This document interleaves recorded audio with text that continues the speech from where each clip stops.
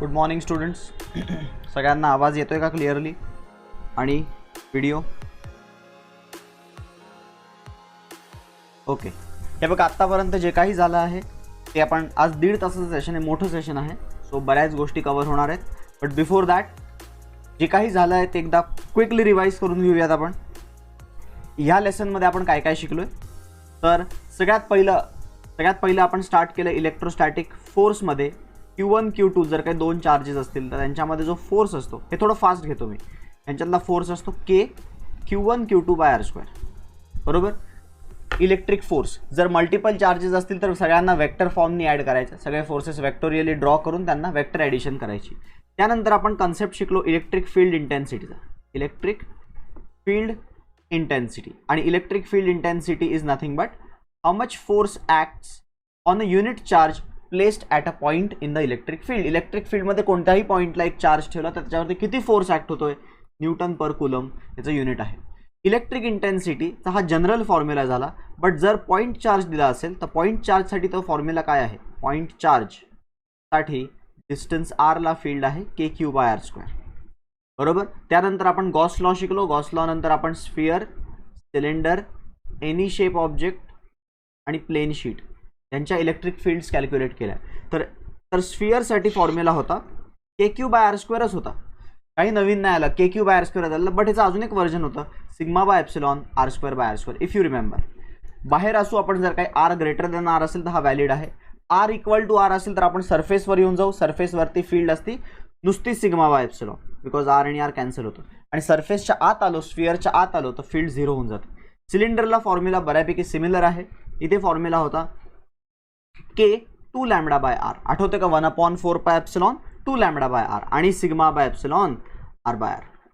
हा ह्याचा फॉर्म्युला होता. सिलेंडरमध्ये पण सेम लॉजिक व्हॅलिड आहे. इनसाइड नाही काढता येत फील्ड, 0 असते फील्ड. एनी शेप बॉडीसाठी फील्ड लांब जाऊन कॅल्क्युलेट करणं डिफिकल्ट आहे, कॉम्प्लिकेटेड फील्ड होऊन जाते. सो नुसता नियर द सरफेस, हे स्ट्रिक्टली नियर द सरफेस आहे σ/ε. ह्याच्यामध्ये कुठल्याही प्रकारचा R वगैरे डिपेंडेंट नाही, provided that we are very close to that surface. आणि प्लेन शीटसाठी σ/2ε इज द ओनली डिफरन्स. हे सगळे फील्ड्स झाल्यावरती आपण नेक्स्ट पॉईंट चालू केलेला इलेक्ट्रिक पोटेन्शियल. इलेक्ट्रिक पोटेन्शियल ही एक क्वांटिटी आहे जी स्ट्रेंथ ऑफ द फील्ड आपल्याला सांगू शकते. आणि इलेक्ट्रिक पोटेन्शियलचं बेसिक डेफिनेशन आहे how much work is required to bring a charge from infinity to that point per unit charge. Joule per coulomb त्याचं युनिट बनतं, which is also called as volt. Electric potential point चार्जसाठी कालच derive केलं आपण. Formula आहे या point चार्जसाठी distance R वरती, तर त्याचा फॉर्म्युला आहे KQ/R. No square over here, it is KQ/R 1/4πε Q/R. Okay. रियालिटीमध्ये इलेक्ट्रिक पोटेन्शियलचा हा तर पॉईंट चार्जचा फॉर्म्युला आहे. This is the formula for point charge. बरोबर. आता आपल्याला पॉईंट चार्जचे इलेक्ट्रिक पोटेन्शियलचा फॉर्म्युला काल डिराईव्ह करून झालेला आहे. आज आपण पुढच्या गोष्टी बघणार आहे. पुढच्या गोष्टी म्हणजे त्याच्या पुढे अजून काय काय आहे सिलेबसमध्ये. तर इलेक्ट्रिक पोटेन्शियल एनर्जीचा कॉन्सेप्ट आहे. इलेक्ट्रिक पोटेन्शियल एनर्जी नंतर there is a concept of electric dipole. Electric डायपोलचा कॉन्सेप्ट आहे. या सगळ्या गोष्टी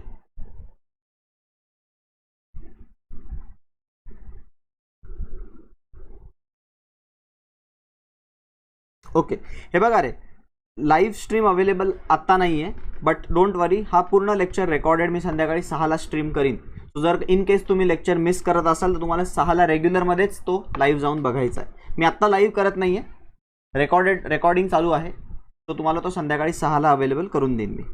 ठीक आहे. तुम्ही 6ला लाईव्ह बघू शकता तो. सो आत्ता काही जणांचे कुठले क्लास असतील तर तुम्ही ते अटेंड करा आणि हे लेक्चर नंतर परत बघा संध्याकाळी 6ला. तुम्ही ऑलरेडी बघताय तरी परत बघायचं तर परत बघू शकता. ठीक आहे. Electric potential we are done with. इथपर्यंत झालं आहे आपल्याला डिस्कशन करून. हे डेरिव्हेशन कालच आपण एकदा केलं होतं, तुम्हाला हे आलं आहे डेरिव्हेशन असं मी अज्युम करतो. आता आपल्याला पुढे जायचं आहे, that is the concept of electric potential energy.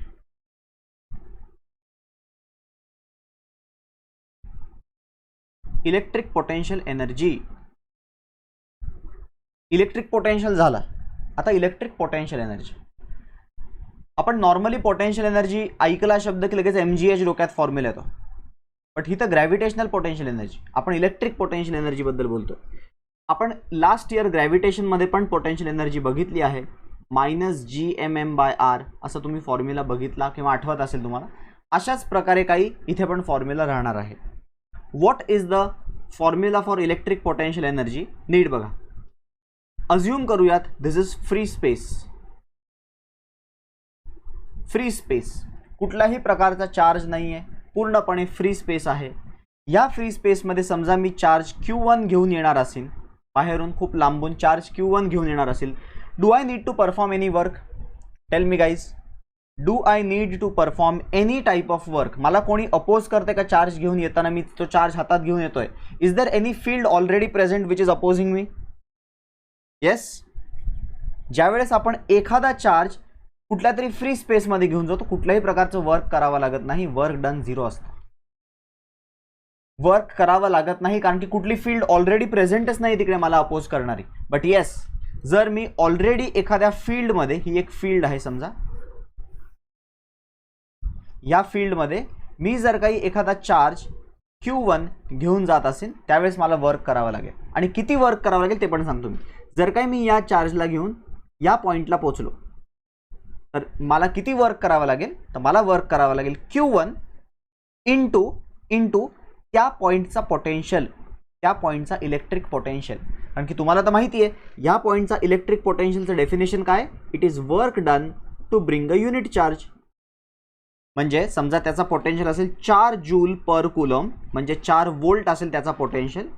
या पॉईंटचा पोटेन्शियल किती आहे? 4 वोल्ट, म्हणजे 4 जूल पर कुलम. आणि मी समजा घेऊन चाललोय 3 कुलम चार्ज, तर मला किती वर्क करावं लागेल सांगा बरं चॅट बॉक्समध्ये. किती वर्क करावं लागेल मला? 3 वोल्ट, 3 कुलम चार्ज घेऊन चाललोय मी 4 वोल्टच्या पॉईंटला, 4 वोल्टच्या पॉईंटला घेऊन चाललोय. तर I need to perform, absolutely correct, I need to perform 12 जूलचं वर्क. 12 जूलचं वर्क करावं लागलं मला, कारण की 4 जूल वर्क करावं लागते 1 कुलमला. 3 कुलम घेऊन चाललेलो मी, सो 12 जूलचं वर्क करावं लागेल. So this is the difference. Free स्पेसमध्ये चार्ज घेऊन जाताना वर्क का झिरो करावं लागलं? बिकॉज चार्ज तुम्ही घेऊन जाताना पोटेन्शियलच झिरो होता ना. There was no potential against which you are working. आपण फ्री स्पेसमध्ये आहे, there is no originally field present over there. तुम्हाला हे समजतंय का? फ्री स्पेसमध्ये वर्क डन करणं झिरो असतं, बट एखाद्या फील्डमध्ये चार्जला घेऊन जायचं असेल तर वर्क करावं लागतं.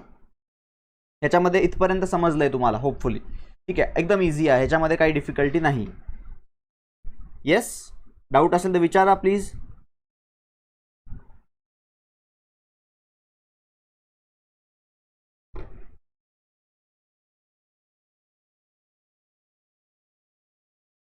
ऋषिकेश, मी रेकॉर्डिंगला लावला आहे लेक्चर ऑलरेडी. ह्याची stream will be available at 6 PM. ठीक आहे,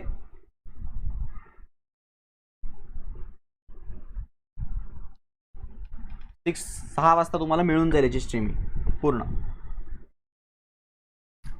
आत्ताच्या ह्याच्यामध्ये is it clear this example? Bringing a charge in external field and bringing a charge where there is no field present. Clear आहे का सगळ्यांना?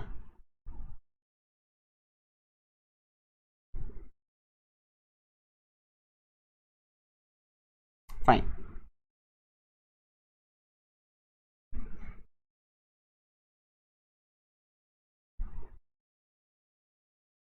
Okay Sahil, we will discuss about it, end of the lecture को discuss करेंगे. ठीक है, now आता त्याला परत एकदा मी व्यवस्थित लिहितो. फ्री स्पेस आणि एक्सटर्नल फील्ड. फ्री स्पेसमध्ये if I take a charge Q1 I need to perform work is equal to 0. And external field मध्ये if I take charge Q1 at a location जहाँ पे potential is V1, तो I need to perform work is equal to how much? Can you tell me how much work I need to perform? आता in terms आहे, इथं value नाही येणार. Answer काय येईल? Very good, it will B Q1 V1. एवढं work करावं लागेल. इथे वर्क झिरो करावं लागलं कारण की ते पोटेन्शियलच नव्हता, एक्सटर्नल फ्री स्पेस होती, फ्री स्पेस जिथे फील्डच नव्हती. आता मात्र बघा हे झालं, हे विषय संपला. आता परत एकदा I am taking charge Q1, परत एकदा work done 0. Once again I am taking charge Q1 at place V1. Once again work done is Q1 V1. यहाँ पे फर्स्ट केस में work done is 0, work done 0, work done Q1 V1. But this time I am bringing charge 2. Second charge also I am bringing in. Now I am bringing, first charge घेऊन आलो, work नाही करावं लागलं. But while bringing the second charge, do I need to perform any work? Yes or no? Second charge आणताना do I need to perform any work? Yes, yes. आता तुम्हाला या blue चार्जच्या फील्डच्या अगेन्स्ट तुम्हाला त्याला चार्जला वर्क करावं लागेल, बरोबर ना? या ब्ल्यू चार्जच्या अगेन्स्ट वर्क करावं लागेल. सो आता तुम्ही किती वर्क करणार इकडे, कोणी सांगू शकतं का? बाय चान्स कोणाला माहिती आहे का, किंवा तुम्ही लॉजिकली डोकं लावू शकता का की Q2 आणायला किती वर्क करावं लागेल? नाही श्वेता, KQ बाय आर तर त्याचा पोटेन्शियलचा फॉर्म्युला आहे. वी आर इंटरेस्टेड की किती वर्क करावं लागेल. Very good, very good. Q2 V2 बरोबर आन्सर आहे. Q2 V2. V2 म्हणजे काय? ह्या पॉईंटची फील्ड, पण ती फील्ड कोणामुळे जनरेट झाली? बरोबर अथर्व लोणारी. हा पॉईंटला फील्ड कोणामुळे जनरेट झाली? Q1 ची फील्ड जनरेट झाली. Q1 चा पोटेन्शियल आहे. सो एव्हरीवन नोज Q1 चा पोटेन्शियल ॲट डिस्टन्स R12 किती असतं? Q1 चा पोटेन्शियल ॲट डिस्टन्स R12 किती असतं? I will write it with white colour. A Q1 by R12. This is the potential का formula because of point charge. That potential into charge Q2 केलं तर you will get work required to bring that charge over there. So Q2 आणायला किती work करावं लागलं? एवढं. So हे जे वर्क आपण करतो ना दुसरा चार्ज घेऊन येताना, हे वर्क या सिस्टमच्या एनर्जीच्या फॉर्ममध्ये सेव्ह होतं. That is called as potential energy of system of charges. Potential energy of system of charges. काय त्याचा फॉर्म्युला आहे? KQ1 Q2 अपॉन त्यांच्यातलं distance R12. Very simple. Is this white equation clear? सगळ्यांना ते इक्वेशन व्यवस्थित समजलं आहे का? की ते इक्वेशन बनलं कसं, कसं डिराईव्ह केलं मी? डेरिव्हेशन काही एवढं डिफिकल्ट नाही आहे. इंटिग्रेशन करून पण हेच येत होतं. वर्क डन इन्फिनिटी पासून आणण्यासाठी किती वर्क करावं लागेल हेच येतं. ठीक आहे, परत एकदा सांगतो. ठीक आहे, परत एकदा सांगतो. तुम्हाला हे वरचं कळालेलं का? हे वरचं सगळ्यांना कळालेलं. चार्ज आधी आणताना फ्री स्पेसमध्ये वर्क नाही करावं लागलं. चार्ज एखाद्या फील्डमध्ये आणतो आपण, एक्सटर्नल कुठली तरी वेगळ्या एक्सटर्नल फील्ड आहे, तर तुम्हाला वर्क करावं लागतं. किती वर्क करावं लागतं? जो charge that we are bringing in to ज्या पॉईंटला घेऊन येतो ना त्या पॉईंटची इलेक्ट्रिक पोटेन्शियल, त्या पॉईंटचा इलेक्ट्रिक पोटेन्शियल दोघांना मल्टिप्लाय करावं लागतं. आता काय म्हणतोय बघा, if you have already taken first charge नेताना वर्क करावं लागणार नाही, since I am discussing about free space. First charge घेऊन जाताना वर्क नाही करावं लागणार. बट फर्स्ट चार्ज तिथे आता ऑलरेडी आहे and now I am bringing the second charge. तो सेकंड चार्ज आणताना आता फ्री स्पेस नाही राहिली आहे. आता फ्री स्पेसमध्ये एक चार्ज ऑलरेडी प्रेझेंट आहे जो पहिला घेऊन गेलेलो मी, आणि त्याची स्वतःची इलेक्ट्रिक फील्ड डेव्हलप झाली. त्याची स्वतःची इलेक्ट्रिक फील्ड डेव्हलप झाली. So this electric field is going to oppose the next charge that I am bringing in. Q2 मी आणतोय ना, त्याला तो अपोज करणार आहे. इफ हा जो Q2 मी घेऊन येतोय, if I bring that Q2 at this location, Q2ला मी या लोकेशनला घेऊन आलो, तर आता मला किती वर्क करावं लागेल? तर ऑब्व्हियसली तुम्हाला हा लॉजिक वापरावा लागेल, एक्सटर्नल फील्डवाला. ऑलरेडी तिकडे फील्ड प्रेझेंट आहे, Q1 ची फील्ड ऑलरेडी प्रेझेंट आहे ना तिकडे. सांगा बरं किती पोटेन्शियल असेल Q1 मुळे इकडे? समजा हे डिस्टन्स असेल R12, तर R12 मुळे तिथे किती फील्ड असेल? R12 मुळे तिथे फील्ड असेल, R12 मुळे KQ1 by R12. This is the field of that white charge. KQ1 by R12 is the field of white charge. सिद्धांत यूट्यूब लाईव्ह संध्याकाळी 6ला अवेलेबल होऊन जाईल. मी आता रेकॉर्ड करतोय, लाईव्ह आता नाही जाते. ठीक आहे, संध्याकाळी मी अवेलेबल नाही म्हणून आता लेक्चर रेकॉर्ड करून 6ला परत तुम्ही बघू शकता अख्खा lecture. Q1 is the charge, त्याची फील्ड डिस्टन्स R12 ला एवढी असणार आहे, बरोबर. त्याची इलेक्ट्रिक, बरोबर, इलेक्ट्रिक फील्ड आहे ही, व्हाईट कलरची इलेक्ट्रिक फील्ड आहे, ज्याची स्ट्रेंथ आपण पोटेन्शियलने मोजतो, इलेक्ट्रिक पोटेन्शियल, बरोबर. इलेक्ट्रिक पोटेन्शियल म्हटलं पाहिजे मी. त्याचं इलेक्ट्रिक पोटेन्शियल किती असेल, एवढा असेल ना इलेक्ट्रिक पोटेन्शियल. त्याच्या अगेन्स्ट वर्क करावं लागतंय कोणाला, चार्ज Q2 ला. सो किती वर्क करावं लागेल, एवढं वर्क करावं लागेल. And this work will store in form of potential energy. समजतंय का काहीतरी, अजूनही नाही समजलंय?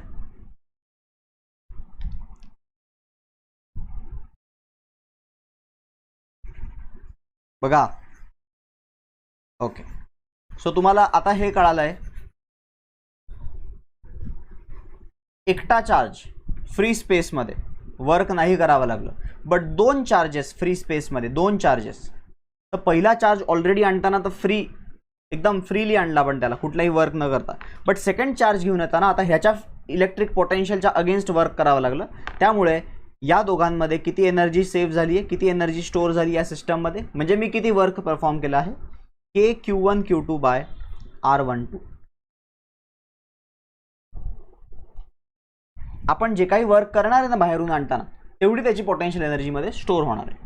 मी जेवढं वर्क करीन तेवढी त्याची पोटेन्शियल एनर्जी इन्क्रीज होईल. आधी एकटाच होता तो, सो आधी पोटेन्शियल एनर्जी नव्हती, आता दुसरा चार्ज घेऊन आलो मी, सो पोटेन्शियल एनर्जी इन्क्रीज झाली, म्हणजे त्याला आपण म्हणतो वर्क डन. आणि work done stores as potential energy of the system. Is it clear? आता सेम प्रोसिजर मी जर काही एक्सटर्नल फील्ड, समजा एक्सटर्नल फील्ड आहे, ही इलेक्ट्रिक फील्ड आहे, या फील्डमध्ये सेम प्रोसिजर केला असता तर काय झालं असतं. पहिला चार्ज आणला असता या लोकेशनला Q1 जिथं पोटेन्शियल आहे V1, आणि दुसरा चार्ज घेऊन आलो या फील्डमध्ये Q2 जिथे फील्डचं, एक्सटर्नल फील्डचा पोटेन्शियल V2 आहे. तर आता या सिस्टममध्ये किती एनर्जी स्टोर्ड आहे सांगा बरं मला. या सिस्टममध्ये how many terms will be present, 1 2 3 और 4, how many terms will be present.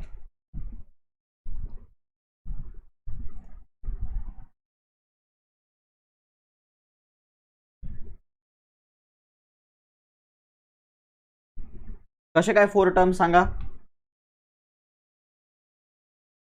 2 terms कोणते कोणते साक्षी?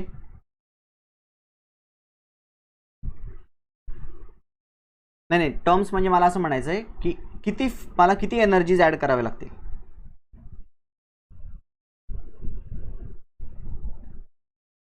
बरोबर. बघा, Q1 V1 हे तर पहिलं एक्सटर्नल फील्डच्या अगेन्स्ट वर्क करावं लागलं, एक्सटर्नल फील्डच्या अगेन्स्ट वर्क करावं लागलं. Q2 V2 हे पण एक्सटर्नल फील्डच्या अगेन्स्ट वर्क करावं लागलं. आणि Q1 आणि Q2 आणताना मी जेव्हा Q2 घेऊन आलो त्यावेळेस Q2 ला दोन फील्डच्या अगेन्स्ट वर्क करावं लागलं, एक तर एक्सटर्नल फील्ड आणि दुसरी Q1 ची फील्ड. त्या Q1 च्या फील्डच्या अगेन्स्ट किती वर्क करावं लागेल, KQ1 Q2 by R12.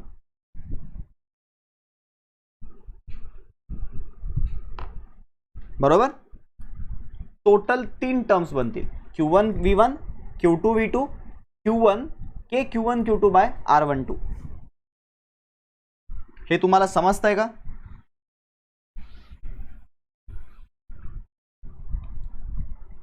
So free space जिथे ऑलरेडी कोणताच चार्ज नव्हता तिथे एक चार्ज आणण्यासाठी वर्क करावं लागत नाही, तिथे दुसरा चार्ज घेऊन येताना मात्र वर्क करावा लागतो. किती वर्क करावा लागतो ते पोटेन्शियल एनर्जीमध्ये स्टोअर होतो. किती वर्क करावा लागतो, Q1 च्या अगेन्स्ट वर्क करावं लागतं, KQ1 Q2 बाय R12. आणि जर मी फ्री स्पेसमध्ये आता इवन थर्ड चार्ज घेऊन यायचं ठरवलं, if I bring the third charge as well, तर आता किती पोटेन्शियल एनर्जी असेल सिस्टमची बघा. आता किती पोटेन्शियल एनर्जी असेल सिस्टमची, आता पोटेन्शियल एनर्जी असेल KQ1 Q2 बाय R12. पहिला चार्ज घेऊन येताना वर्क नाही करावं लागलं, ठीक आहे. Q1 आला, Q1 चा लोड नाही. Q2 आणताना मला किती वर्क करावं लागलं, एवढं. Q2 आणताना मला Q1 च्या अगेन्स्ट वर्क करावं लागलं. बट Q3 घेऊन येताना while bringing the third charge while bringing the third charge Q3 आणताना मला 2 वर्क करावे लागतील. एक तर अगेन्स्ट Q1 करावं लागेल, Q1 Q3 by R13, and second I need to do work against Q2 Q3 upon R23. Is it clear? How do we calculate these work done?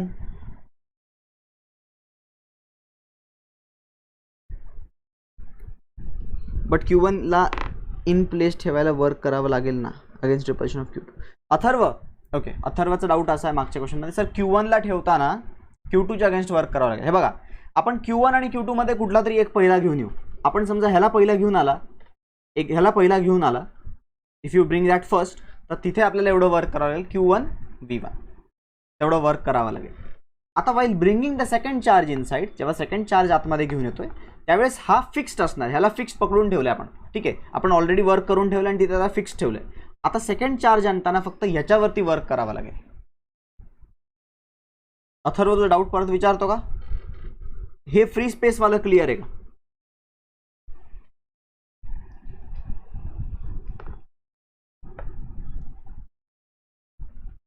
Against, बरोबर आहे. डाऊट असा आहे की अगेन्स्ट रिपल्शन, बघा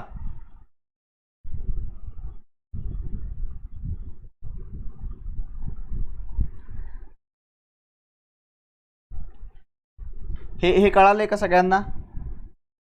free space वालं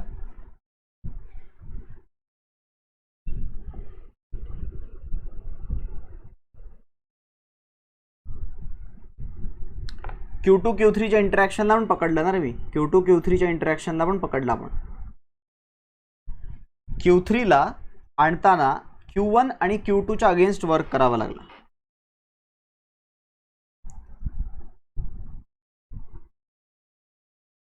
बघा, परत एकदा एक्सप्लेन करतो एकदम डिटेल पासून.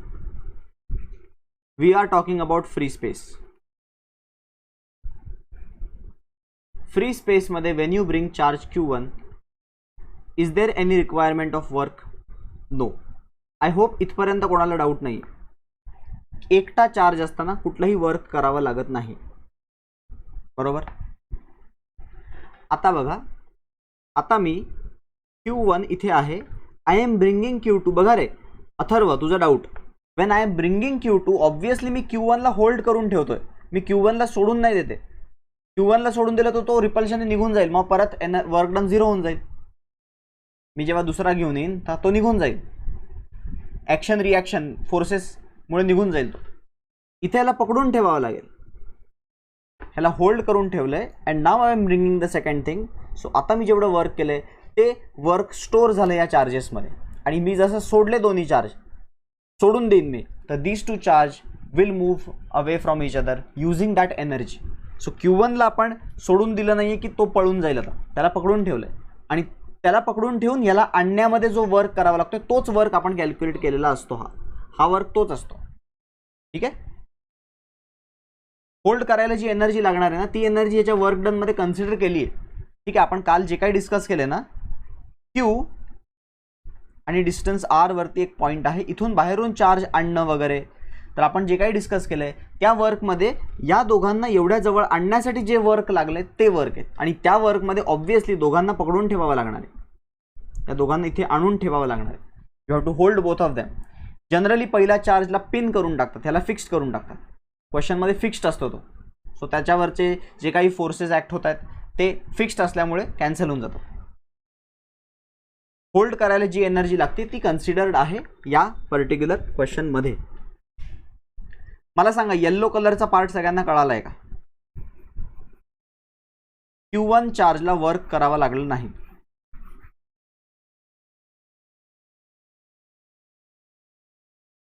फर्स्ट येल्लो कलरचं सगळ्यांना कळालंय, गुड. आता I am bringing the second charge. How much work I have to do या प्रोसेसमध्ये so that they will stay together at distance R1 R2. how much work I have to do, म्हणजे what will be the potential energy of the system? it will be K Q1 Q2 upon R12. हे पण सगळ्यांना समजलंय का? हे कसं आलं हे नाही कळलं अजून.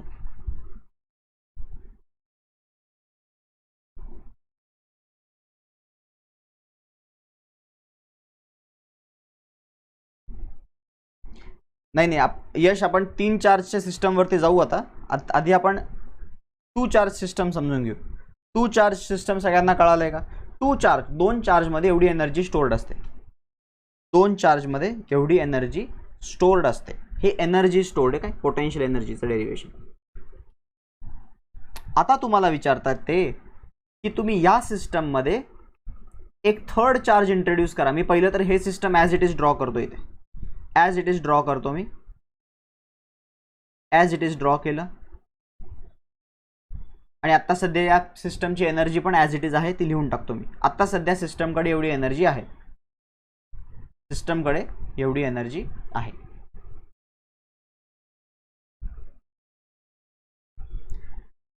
श्वेता, काल आपण जो फॉर्म्युला काढला तो इलेक्ट्रिक पोटेन्शियलचा फॉर्म्युला आहे. आज आपण इलेक्ट्रिक पोटेन्शियल एनर्जीचा फॉर्म्युला लिहितोय. ठीक आहे, काल पोटेन्शियल होता, आज आपण इलेक्ट्रिक पोटेन्शियल एनर्जीचा फॉर्म्युला कॅल्क्युलेट करतोय 2 चार्ज मधला. त्याचा formula Q1 Q2 by R आहे. तर या 2 चार्ज मधला पोटेन्शियल एनर्जी एवढी आहे, जी ऑलरेडी आपण व्हाईटमध्ये डिराईव्ह करून बसलोय. Potential energy between 2 charges. Now when I will bring the third charge in, मी जेव्हा थर्ड चार्ज आत घेऊन येईन या सिस्टममध्ये इंट्रोड्यूस करण्याचा प्रयत्न करेन, तर थर्ड चार्ज या सिस्टममध्ये आणताना Q1 बरोबर पण तो इंटरॅक्ट करेल, Q1 पण त्याला रिपेल करेल. म्हणजे I have to perform work against Q1 as well as मला Q2च्या अगेन्स्ट पण वर्क करावं लागेल. तुम्हाला 2 वर्क अजून करावे लागतील. सो या सिस्टमची एनर्जी आता काय होईल, तर ऑलरेडी सिस्टमकडे एवढी एनर्जी होती plus K Q1 Q3 by R13 एवढं मला वर्क करावं लागेल अगेन्स्ट चार्ज Q1. Q3 आणताना अगेन्स्ट Q1 एवढं वर्क करावं लागेल, प्लस मला Q2च्या अगेन्स्ट वर्क करावं लागेल, Q2च्या अगेन्स्ट वर्क करावं लागेल Q2 Q3 by R23. So आता सिस्टमची एनर्जी एवढी बनेल, सिस्टमची एनर्जी वाढेल. कळतंय का?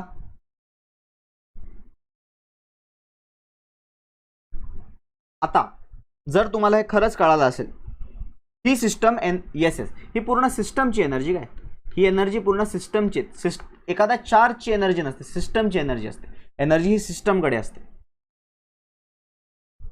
आता बघा, या सिस्टममध्ये जर काय मी फोर्थ चार्ज आणण्याचा प्रयत्न केला तर या सिस्टमच्या एनर्जीमध्ये अजून किती टर्म्स ॲड होतील? 3 ऑलरेडी आहेत, अजून किती टर्म्स ॲड होतील?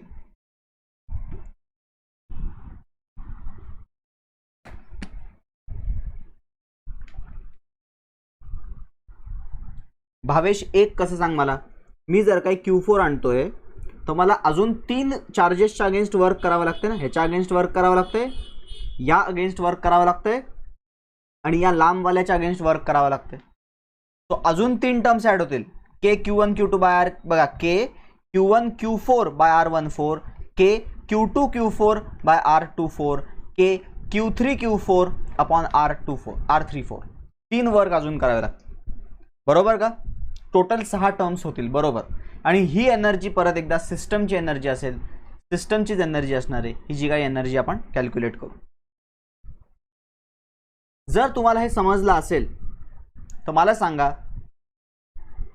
एक आपण जस्ट क्वेश्चन सॉल्व्ह करू. ठीक आहे, एक स्क्वेअर आहे,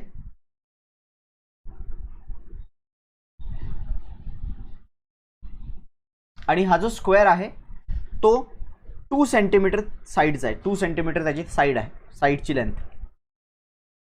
ओके, आणि या सिस्टम मध्ये 4 चार्जेस ठेवलेत. 1 मायक्रोकुलम, 2 मायक्रोकुलम, 3 मायक्रोकुलम, 4 मायक्रोकुलम. या सिस्टमची टोटल एनर्जी काय असेल? Total potential energy of the system. तर ज्यावेळेस मल्टिपल सिस्टम असतात तर तुम्हाला बेसिकली परम्युटेशन कॉम्बिनेशनचं लॉजिक वापरायचं आहे. 4 अवेलेबल चार्जेस आहेत, त्याच्यातनं आपल्याला कितीचे पेअर्स बनवायचे आहेत, कितीचे कॉम्बिनेशन बनवायचे आहेत? एनी 2चे. सो किती वेज आहेत? 4 मधनं 2 सिलेक्ट करायचे. तर तुम्हाला मिळणार आहेत 4 × 3/2, that is 6 number of terms. 6 terms तुम्हाला मिळाले पाहिजे, हा तुमचा टार्गेट राहिला पाहिजे. ठीक आहे, सगळ्यांकडे K कॉमन असणार आहे, सो त्याला बाजूलाच ठेवूयात आपण. Q1 Q2 म्हणजे 1 × 2 अपॉन त्यांच्यातला डिस्टन्स 2 सेंटीमीटर. ठीक आहे, मी युनिट आत्ता बिलकुल कन्वर्ट करत नाही आहे, हा झाला पेअर. हा पेअर घेऊ आपण. 2 3 जा 6 अपॉन 2 प्लस हा पेअर घेऊ. 3 4 जा 12 अपॉन 2 प्लस हा पेअर घेऊ. 1 4 जा 4 अपॉन 2 प्लस आता हा पेअर घ्यावा लागेल क्रॉसवाला पेअर. 4 2 जा 8 अपॉन ते डिस्टन्स 2√2 आहे. आता हे सॉल्व्ह करत बसायची गरज नाही वाटत मला. आणि हे पेअर घ्यावा लागेल. 1 3 जा 3 अपॉन 2√2. तो जर हे सगळे ॲड केले तर 1 3 6 2. ठीक आहे. 1 3 6 2 हे 4/√2 आणि 3/√2. सॉरी 4/√2 आणि 3/2√2. ओके. 1 + 3 4 + 6 10 आणि 12. 12 प्लस 4/√2 2.8 असतो. आणखी 1/√2 0.7 असतो. लक्षात ठेवा. किती असतो 1/√2? 0.7. सो 0.7 इंटू 4 इज 2.8 प्लस इथे पण 1/√2 0.7 आहे. 0.7 3 जा 2.1. 2.1 अपॉन 2 इज 1.05. असं उत्तर येतं आहे आणि के आहेच बाहेर. So K into 12 plus 2.8 is 15.85 असं उत्तर येतं. बट तुम्ही नीट ऑब्झर्व केलं तर के ची व्हॅल्यू 1/4πε 9 × 10⁹ असते. आणि इथे 15.85 तर बरोबर आहे. बट युनिट्स मात्र थोडेसे झोल आहेत. इथे चार्ज मल्टिप्लाय केले. मायक्रो मल्टिप्लाय केले. सगळीकडे मायक्रो मल्टिप्लाय केले. सो मायक्रो -6 -6 -12 होणार आहे. आणि खाली सगळीकडे सेंटी घेतलंय म्हणजे -2 होणार आहे. -2 -12 इज -10. -10 आणि +9 इज -1. -1 15ला दिला तर 1.58 होईल तो. सो आन्सर आहे 1.58. 5 × 9. सो 9 5 जा 45. 72 76. 45 52. 9 1 जा 9 + 14. सो आन्सर आहे 14.26 जूल. 14.265 जूल ॲब्सोल्युटली करेक्ट आहे. तुम्ही पण करा, मी पण केलं.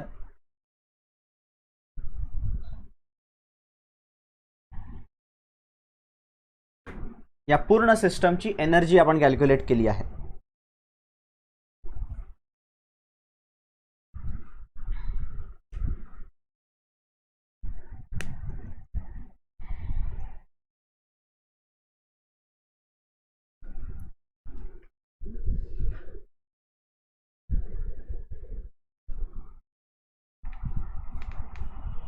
सगळ्यांना समजतंय का?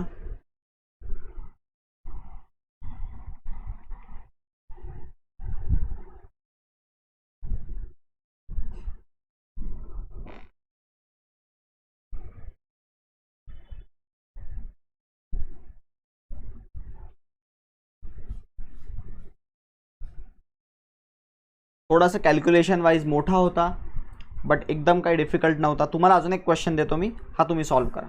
हा तर मीच सॉल्व्ह करून दिला तुम्हाला. एक अजून क्वेश्चन करूयात सॉल्व्ह. बघा हा क्वेश्चन बघा आता नीट. ठीक आहे. मी हे इरेज करतो.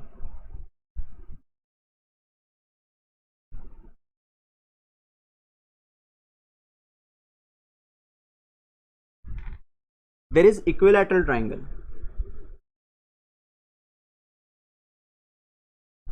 Of side 3 centimetres.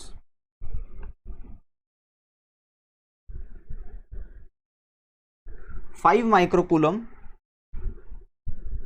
-2 माइक्रोकूलम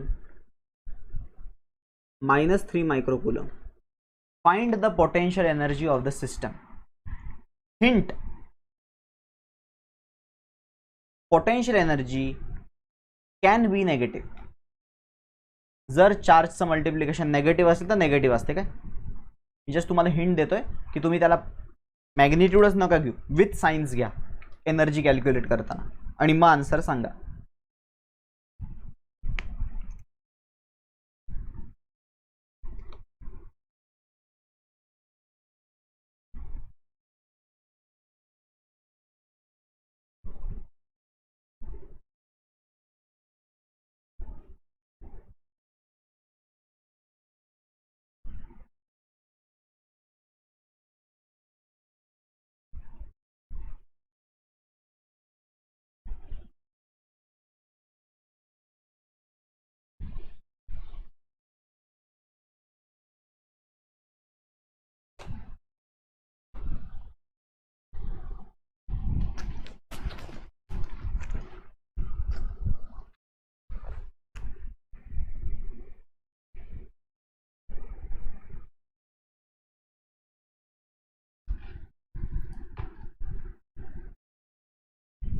सांगा आन्सर काय येत आहे. नीट कॅल्क्युलेट करा, आन्सर्स वेगवेगळे येत आहेत मला इथे.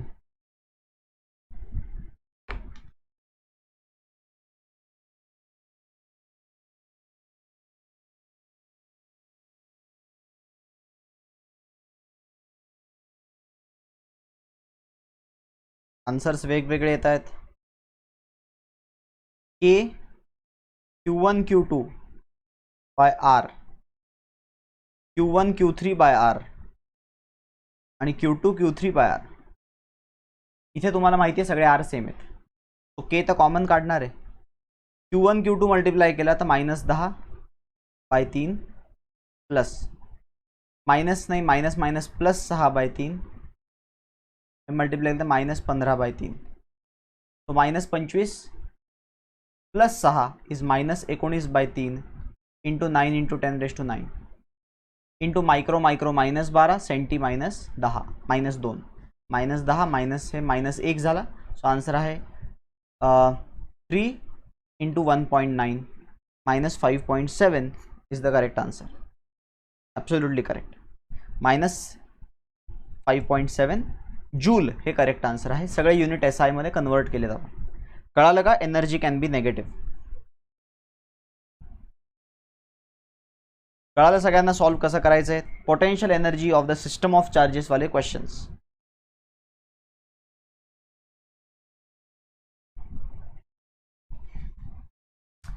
ठीक आहे.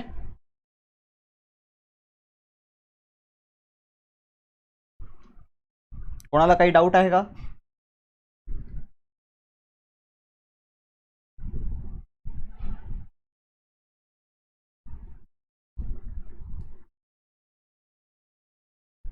ठीक आहे.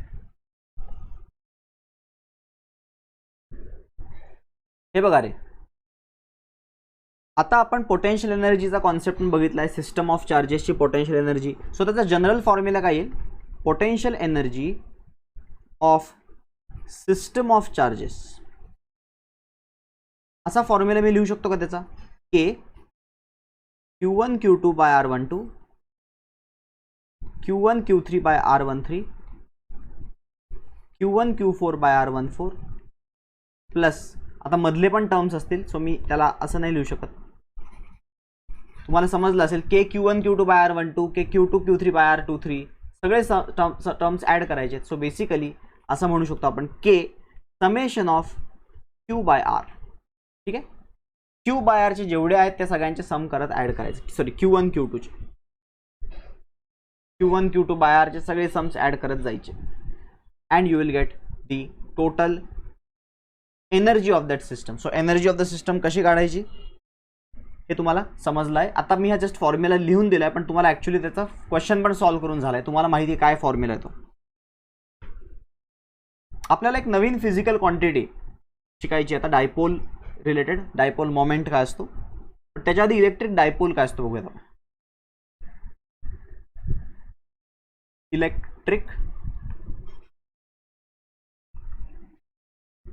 इलेक्ट्रिक डायपोल जसं आपण लास्ट इयर शिकलो होतो magnetic dipole. When two magnetic poles are separated by certain finite distance it is called as magnetic dipole. आणि मॅग्नेटिक डायपोल किती स्ट्रॉंग आहे कोण मेजर करतं ते strength of the magnetic dipole, त्याची मॅग्नेटिक डायपोल मोमेंट. तसं आता आहे electric dipole. Electric dipole is defined as when two charges exactly equal in magnitude but opposite in sign if they are separated by certain finite distance. if they are separated by certain finite distance ज्याला आपण 2L म्हणतो. आठवत असेल तुम्हाला magnetism मध्ये पण झालं आहे. नाही भावेश इंटिग्रेट नाही करतायत मागच्या याच्यामध्ये. इंटिग्रेट नाही करतायत. ठीक आहे. मागच्या याच्यामध्ये तुम्हाला समेशनच वापरावं लागेल कारण की डिस्क्रीट चार्जेस असतात ना, लांब लांब चार्जेस पडलेले असतात. सो इंटिग्रेशन नाही वर्क करत. आता बघा या क्वेश्चन मध्ये when two charges equal in magnitude opposite in sign separated by certain finite distance this is called as electric dipole. Electric dipole म्हणजे काय कळालं का. इलेक्ट्रिक डायपोल बेसिकली काय असतो. Two charges separated by certain finite distance त्याला आपण म्हणतो electric dipole. आता तुम्ही म्हणाल सर दोन चार्ज सेपरेट झाले तर मग ते अट्रॅक्ट का नाही होणार. अरे अट्रॅक्ट नाही होत. त्याचं अट्रॅक्शन का नाही होत कारण की तुम्हाला माहिती आहे नॉर्मली मी तुम्हाला एक एक्झाम्पल घेतो HCl मॉलिक्युलचं.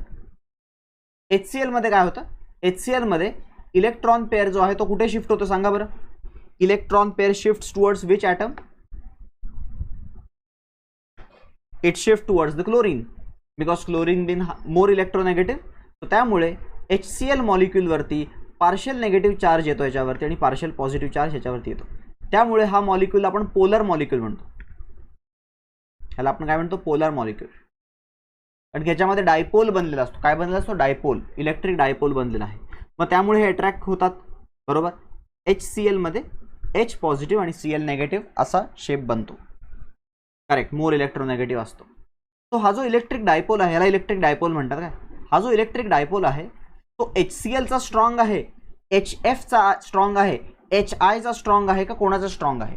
तर स्ट्रेंथ ऑफ अ डायपोल ही कशाने मिळते आपल्याला, तर त्याची स्ट्रेंथ कॅल्क्युलेट करण्यासाठी आपण एक क्वांटिटी कॅल्क्युलेट करतो, that is called as electric dipole moment. Dipole moment, electric dipole moment is that quantity. आणि electric dipole moment is defined as, त्याचं डेफिनेशन समजून घ्या काय आहे. Electric dipole moment is defined as, it is defined as charge magnitude घ्यायचं काय, positive negative नाही. म्हणजे -5 मायक्रोकुलम असेल आणि +5 मायक्रोकुलम असेल तर फक्त 5 मायक्रोकुलम घेणार मी, मायनस वगैरे नाही घेणार. चार्ज इंटू या दोघांमधलं डिस्टन्स, या दोघांमधलं डिस्टन्स. हे बघा रे, मी तुम्हाला ते तुमच्याकडनं ते एक्सपेक्ट नाही करत HF, HI, HCl वगैरे. मला जस्ट तुम्हाला एक्झाम्पल देत होतं की स्ट्रेंथ ऑफ डायपोल कशी ओळखता येते आपल्याला. स्ट्रेंथ ऑफ डायपोल त्याच्या डायपोल मोमेंट कॅल्क्युलेट करून ओळखता येते. डायपोल मोमेंट त्याचं नोटेशन आहे P. आणि एक वेक्टर क्वांटिटी आहे ही एक वेक्टर क्वांटिटी आहे. आणि ती कुठून कुठे डिरेक्टेड आहे, तर it is always directed from negative to positive. Last year आपण मॅग्नेटिझममध्ये शिकलोय, साऊथ टू नॉर्थ होती ती वाली. South to north magnetic dipole moment, तिचा फॉर्म्युला होता M×2L, मॅग्नेटिक डायपोल मोमेंटचा फॉर्म्युला. हा इलेक्ट्रिक डायपोल मोमेंट आहे. Electric dipole moment is always directed from negative charge to positive charge. Unit काय बनेल सांगा बरं इलेक्ट्रिक डायपोल मोमेंटचं, आणि नंतर डायमेन्शन. युनिट काय बनेल इलेक्ट्रिक डायपोल मोमेंटचं unit, correct, coulomb metre. Coulomb metre, absolutely correct. आणि युनिट डायमेन्शन काय बनेल, Q is equal to IT. So length 1, मीटरचा length 1, I1 T1, L1 I1 T1. This is the dimension of electric dipole moment. Electric dipole moment खूप महत्त्वाची quantity आहे. It is always directed from negative to positive. हे पहा, हा जर काही electric dipole असेल -Q आणि +Q, तर या इलेक्ट्रिक डायपोलच्या बरोबर मिड पॉइंटला म्हणतात सेंटर ऑफ द डायपोल. काय म्हणतात त्याला, सेंटर ऑफ द डायपोल. या लाईनला म्हणतात ॲक्सिस ऑफ द डायपोल. हे आपण ऑलरेडी शिकलोय काय मॅग्नेटिझममध्ये. आणि या परपेंडिक्युलर लाईनला म्हणतात इक्वेटर ऑफ द डायपोल. हा ओरिजिन आपण ट्रीट करतो, सेंटर ट्रीट करतो. ही लेंथ L असते, ही लेंथ L असते, म्हणून त्याला 2L असं डिनोट करतो. ॲक्सिस, इक्वेटर, सेंटर, आणि this is the electric dipole. Electric dipole moment एक वेक्टर क्वांटिटी आहे. Vector quantity directed negative to positive असते कधी पण. हा इलेक्ट्रिक डायपोल बद्दल बेसिक आहे, हे पटकन लिहून घ्या. कारण की आपल्याला इलेक्ट्रिक डायपोलच्या गोष्टी डिस्कस करायच्या आहेत. इलेक्ट्रिक डायपोलच्या गोष्टी.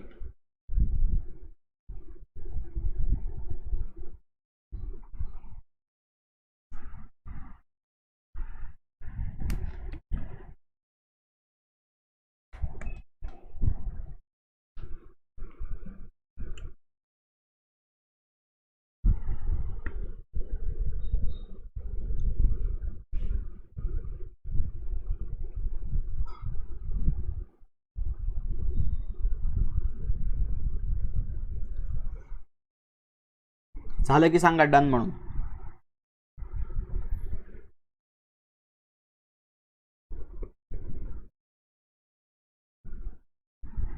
ओके.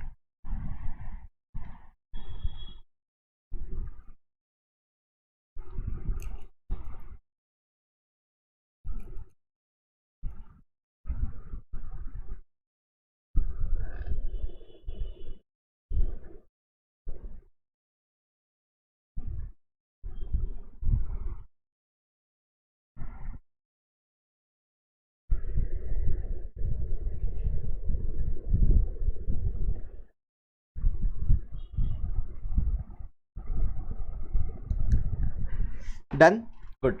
आता आपल्याला या इलेक्ट्रिक डायपोलची इलेक्ट्रिक फील्ड बघा, इलेक्ट्रिक फील्ड बनते ना, डायपोल समजा असेल -q आणि +q, त्याची इलेक्ट्रिक फील्ड बनेल सराउंडिंग मीडियममध्ये. कशी बनेल बघा इलेक्ट्रिक फील्ड, मी जस्ट फिगर ड्रॉ करण्याचा प्रयत्न करतो. पॉझिटिव्ह चार्जपासून field goes out, field goes out, field goes out, and negative चार्जसाठी फील्ड कम्स इन. सो इकडनं जी फील्ड आउट चालली ती आत जाईल, इथून अशी आत जाईल, इथून अशी आत जाईल. ओके,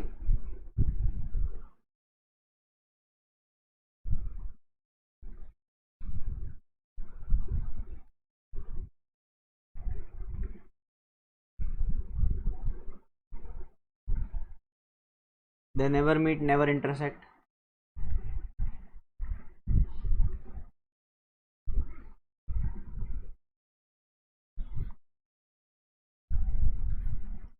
अशा प्रकारे फील्ड बनणार आहे.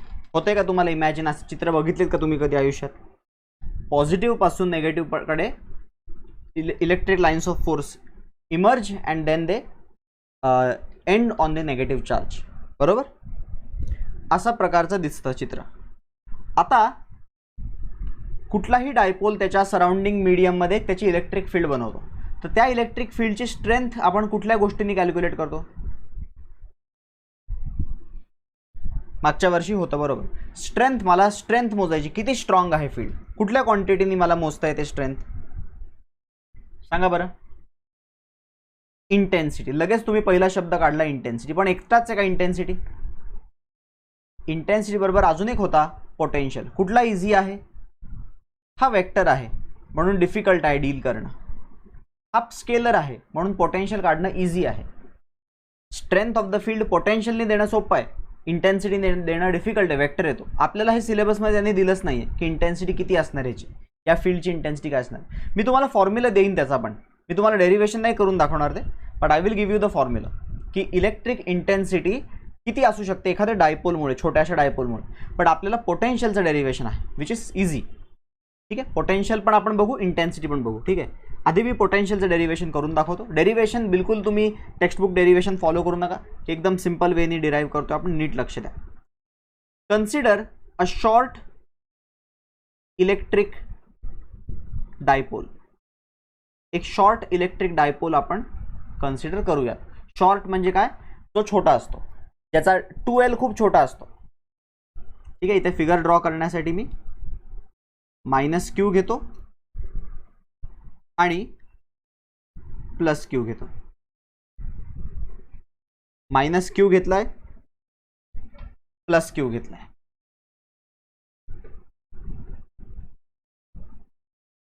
ठीक आहे, यांच्यामध्ये डिस्टन्स 2L असतं, सगळ्यांना माहिती आहे. त्याचा सेंटर असतो O. हा सेंटर, हा L, हा पण L. ठीक आहे, आपली इच्छा आहे, we want to calculate electric potential at any random point in space.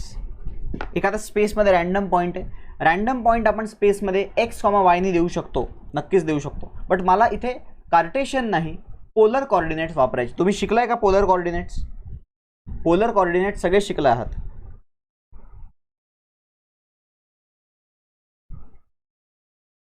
Yes,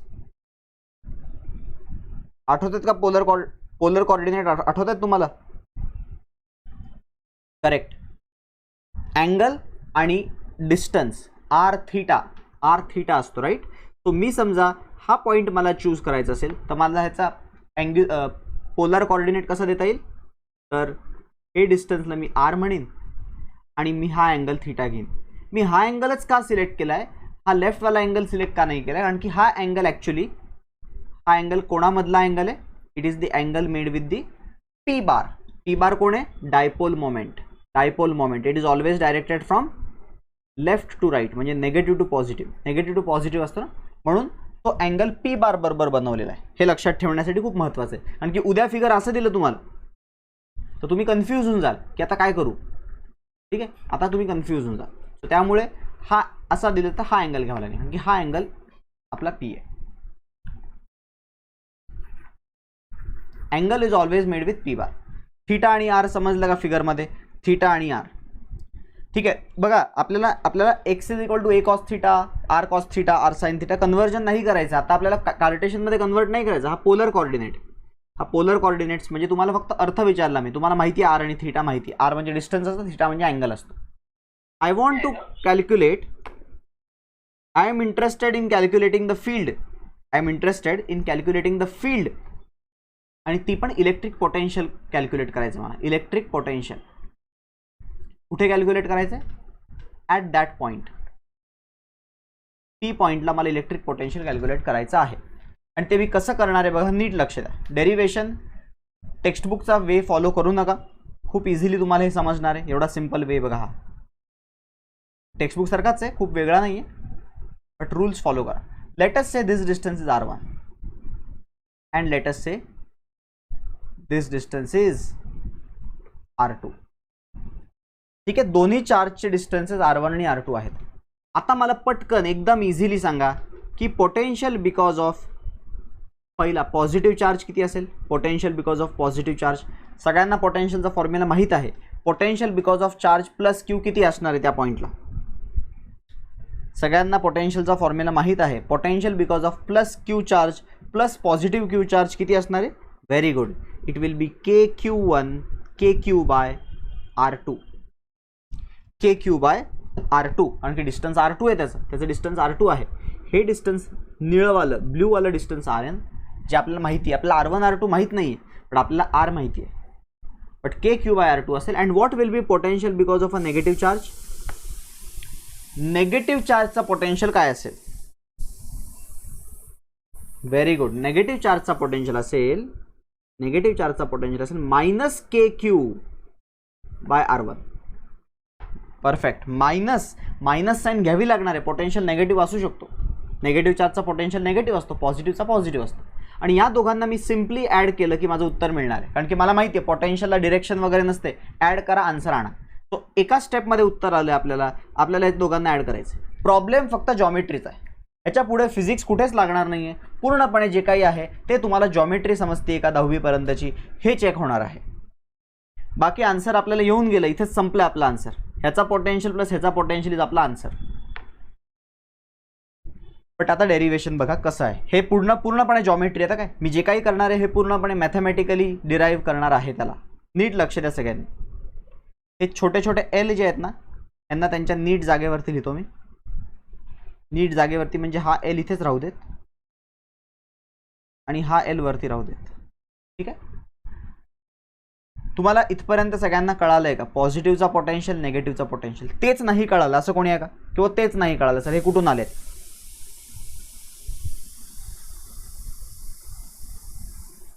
समजले सगळ्यांना इथपर्यंत की पॉझिटिव्हचा पोटेन्शियल लिहिला, नेगेटिव्हचा पोटेन्शियल लिहिला. आता फक्त ॲड करायचं आहे, बस, दॅट्स इट. नुसतं ॲड करून उत्तर येणार आहे. क्लिअर?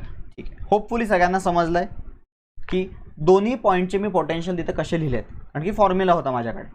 आता मला ॲड करण्यासाठी I have to make certain small geometrical constructions. Construction असं आहे बघा, जर मी पी पॉईंटवरती आपला जो कंपासचा टोक असतो ना तो ठेवला आणि एवढा आर्क घेतला, म्हणजे हा जो आर आहे ना त्याचा आर्क घेतला आणि जर काही मी असा त्याला कट केला, कट असा तर तो असा कट होईल का? सो तो एवढा लांब आहे, तो पॉईंट एवढा लांब आहे की हा ऑलमोस्ट परपेंडिक्युलर येणार आहे. तुम्हाला हे थोडंसं इमॅजिनेशनचा भाग आहे. ऑलमोस्ट तो काय येणार आहे? परपेंडिक्युलर. तुम्हाला हे समजतंय का? आर्क पी वरून तो सेंटरला घेऊन आर्क मारला तर तो ऑलमोस्ट परपेंडिक्युलर येणार आहे. Is it clear? Let us say this is point M. आणि देअरफोर त्यामुळे मला हे कळणार आहे की ही रेड कलरची लाईन आता या रेड कलरच्या लाईनला इक्वल झाली. सो R1 ला मी काय लिहू शकतो? R1 ॲक्च्युली काय बनणार आहे? R1 बनणार आहे R प्लस हे उरलेलं डिस्टन्स. उरलेलं डिस्टन्स काय राहिलंय? हे बघा, हे डिस्टन्स राहिले उरलेलं. हे उरलेलं डिस्टन्स राहिलं आहे. हे जे काही उरलेलं डिस्टन्स आहे ना, हे जे उरलेलं डिस्टन्स आहे ते जर आपण कॅल्क्युलेट केलं तर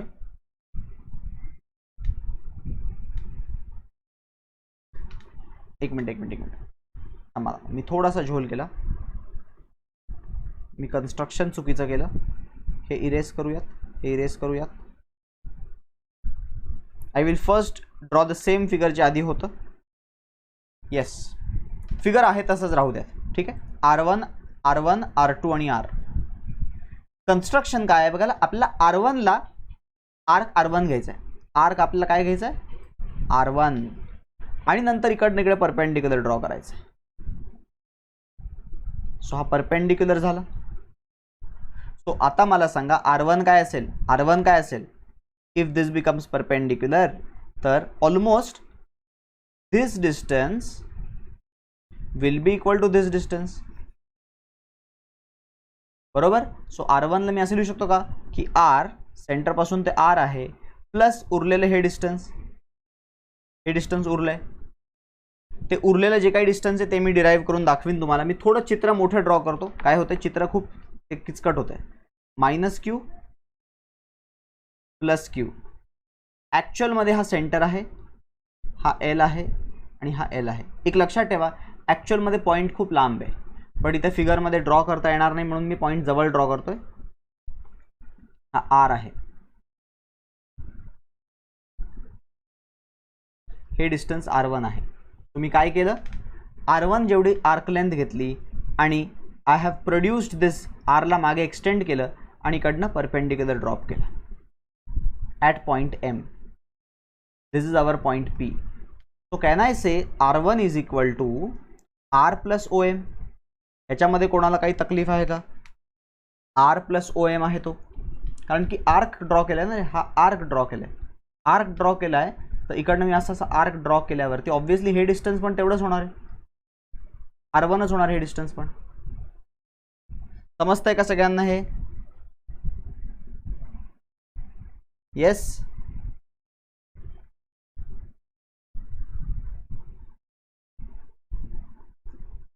बोला रे, कोणाला काही डाऊट आहे का की R1 is equal to R plus OM कसं लिहिलं?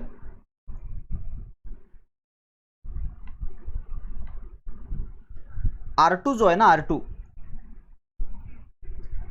त्याला जर काही पकडला, त्याचा आर्क लेंथ पकडला आणि असा परपेंडिक्युलर मारला, तर हा लाल जो ड्रॉ केलाय तो R2 झाला. सो R2 ला मी काय लिहू शकतो, R2 ला what I can write, R2 ला नीट बघा, R2 ला मी काय लिहू शकतो, कोणी मला सांगेल का? हा समजा N असेल पॉइंट, हा जसा M होता, what is R2 equal to then?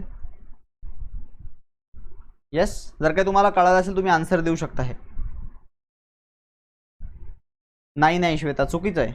बरोबर सुधरम, it is R minus ON ना. R2 जो आहे ना, हा R2 आहे, हा इक्वल टू हे लाल झालं. पण हे लाल काय, अख्खं R मधून ON मायनस करावं लागेल, परत मागे जावं लागेल, तो R मायनस ON होईल का नाही? बरोबर का? क्या बात आहे, सगळ्यांनी बरोबर आन्सर दिलंय. आणि तुम्ही जर काही नीट ऑब्झर्व केलं तर हा अँगल थीटा होता मगाशी, तर हा पण वर्टिकली ऑपोजिट अँगलमुळे थीटा बनेल. थीटा आणि हा 90 डिग्री आहे, सगळ्यांना माहिती आहे हा 90 डिग्री आहे. तर ह्या फिगरमध्ये बघा, आपल्याला OM आणि ON जो आहेत ना, OM आणि ON दोन्ही इक्वल प्रूव्ह करता येतील. OM आणि ON and OM is equal to ON prove करून you can write it as L cos theta. OM आणि ON दोन्हीही इक्वल आहेत असं प्रूव्ह करून you can write it as L cos theta. त्याचं पण मी तुम्हाला एक्सप्लेनेशन देतो या फिगरमध्ये. बघा, this is -q plus q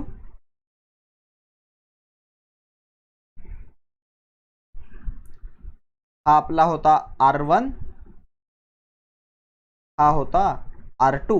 so इकडनं ज्यावेळेस परपेंडिक्युलर ड्रॉप केला तर हे लेंथ L होती, ही लेंथ, हा थीटा होता.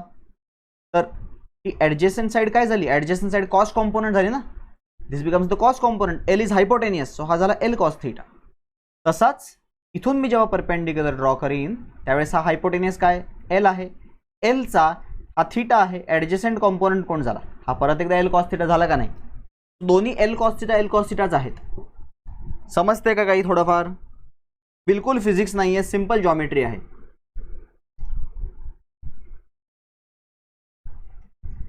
येस, ठीक आहे. होपफुली मला असं वाटते सगळ्यांना कळायला लागल्या या गोष्टी. तो हा एल कॉस थीटा आहे. सो मी असं लिहितो R1 is R plus L cos theta, where as R2 काय आहे, R minus L cos theta. हे मी डायरेक्टली लिहिलं, हे तुम्हाला झेपलं का बाउन्सर गेलंय? फुल सन्नाटा आहेस तर.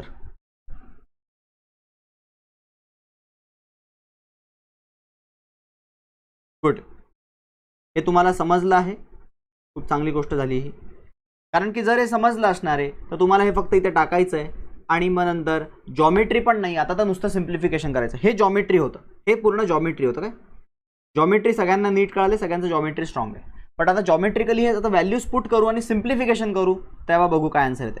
So total potential will be, पहिला पोटेन्शियल प्लस दुसरा पोटेन्शियल. पहिला पोटेन्शियलमध्ये मी व्हॅल्यू टाकतो K Q upon R minus L cos theta minus K Q upon R plus L cos theta. तुम्ही नीट बघा, मी पहिलं मायनस का पुट केले, पहिलं मायनस पुट केले कारण की R2 होता तो, दुसरं प्लस पुट केले कारण की तो R1 होता. नीट बघा, सबस्टिट्यूशन नीट केले पाहिजे आपण. ह्याच्यातनं जर काही मी के क्यू कॉमन घेतला तर आतमध्ये जे राहील ते काय राहील, 1 minus R minus L cos theta minus 1 upon R plus L cos theta. R plus L cos theta cross multiply करा, उत्तर आणा. क्रॉस मल्टिप्लाय करा, उत्तर आणा. असं येईल बघा, cross multiply R plus L cos theta 1 जा काय येईल सांगा मला. याचं फायनल सिम्प्लिफिकेशन तुम्ही थोडेसे कष्ट घ्या. आता काय येईल फायनल सिम्प्लिफिकेशन, याचं फायनल सिम्प्लिफिकेशन काय येणार?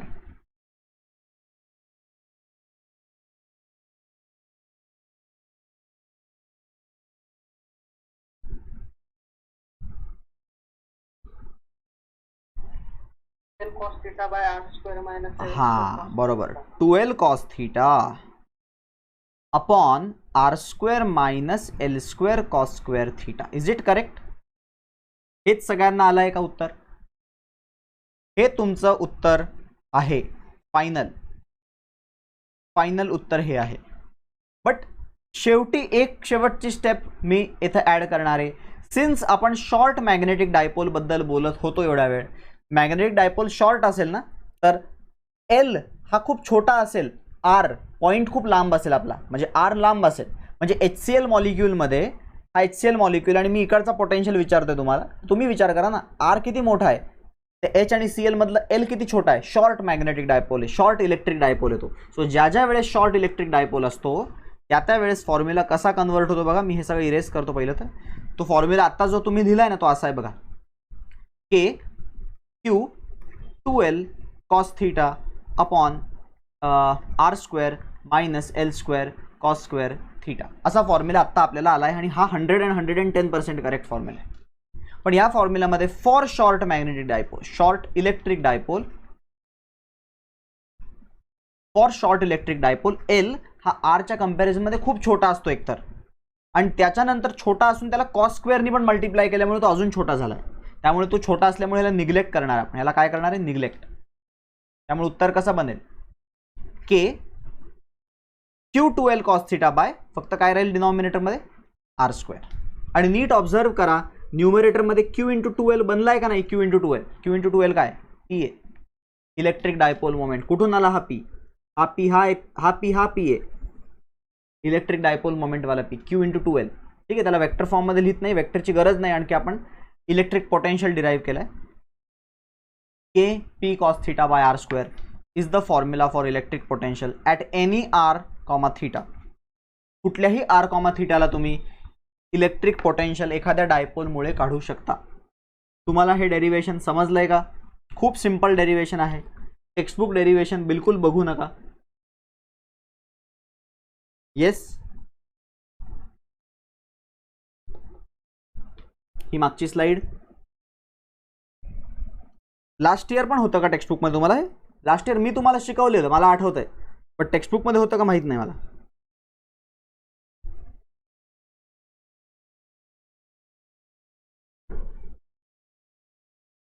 ओके, लास्ट इयर पण होतं, तर चुकून यावेळेस मिस्टेक झाली त्यांच्याकडून. कॉपी पेस्ट करताना दोन्हीकडे कॉपी पेस्ट झाला, 11वीत पण 12वीत पण.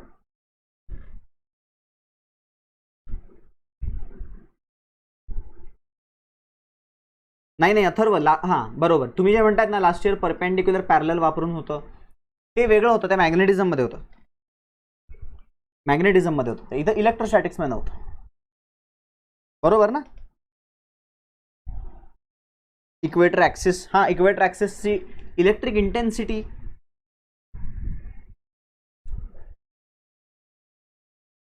हे बघा, डायपोल मोमेंट, हा डायपोलची फील्ड आहे. डायपोलची फील्ड कुठे किती स्ट्रॉंग आहे या दोन क्वांटिटीज सांगतात, इंटेन्सिटी आणि पोटेन्शियल. आपण आता जस्ट पोटेन्शियलचा फॉर्म्युला बघितलाय. आपण जस्ट आता फॉर्म्युला कसला बघितलाय, पोटेन्शियलचा, आणि हे डेरिव्हेशन केले. डेरिव्हेशन सगळ्यांना कळालंय का? हे दोन्ही स्टेप्स, हे दोन्ही गोष्टी तुम्ही लिहून पण घेतलं असेल हे, तर आपण लगेच पुढे जाऊयात.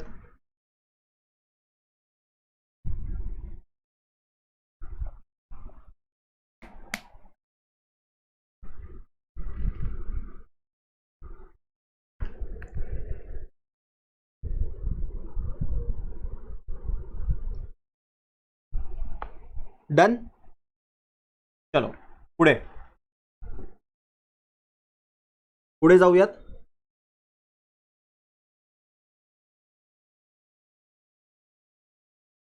श्वेता, ते डायग्रॅम आहे, एक्झाम मध्ये लिहू शकता तुम्ही, 100% लिहू शकता, याच्यात काहीच चुकीचं नाहीये.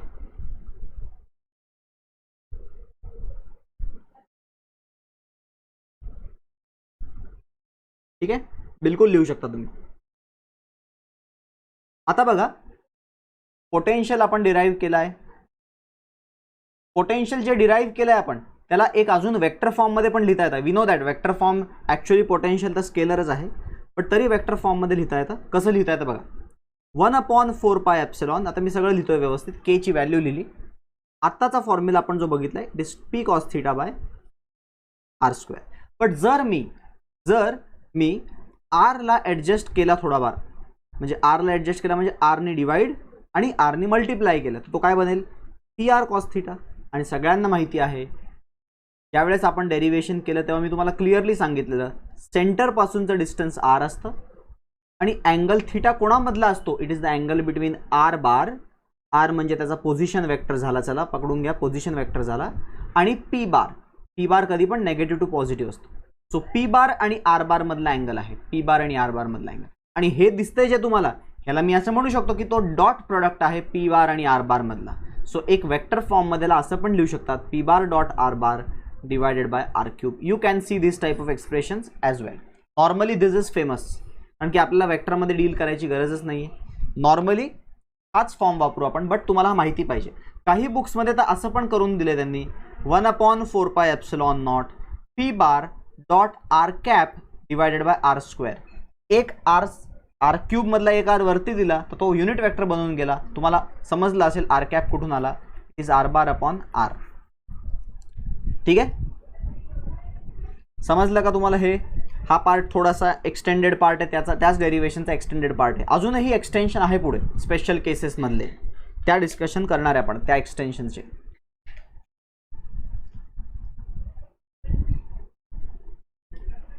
युनिट वेक्टर नाही समजलं, ठीक आहे. युनिट वेक्टर बघा, युनिट वेक्टरचं डेफिनेशन काय असतं, it is a vector whose magnitude is 1, त्याला युनिट वेक्टर म्हणतो आपण. आणि युनिट वेक्टर, कुठलाही unit vector given vector upon त्याचा मॅग्निट्यूड असतो. इथे हा जो फॉर्मॅट लिहिलाय ना मी, त्या फॉर्मॅटमध्ये पी बार डॉट आर बारला खाली आर क्यूब आहे ना, तर मी आर स्क्वेअर इंटू आर लिहितो, आणि हा जो बनेल ना तो युनिट वेक्टर बनून जाईल, त्यामुळे हा फॉर्म्युला बनला. ठीक आहे, कळालं का युनिट वेक्टर कसं आलं?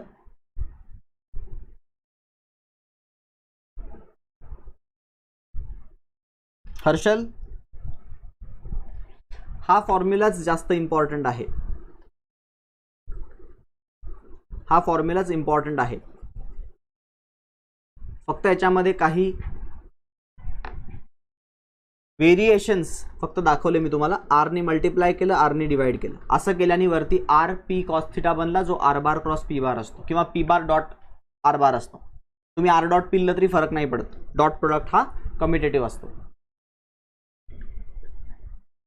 समजलंय का? नसेल समजलं तर विचारा. हर्षल, एकदा परत एक्सप्लेन करू का हे?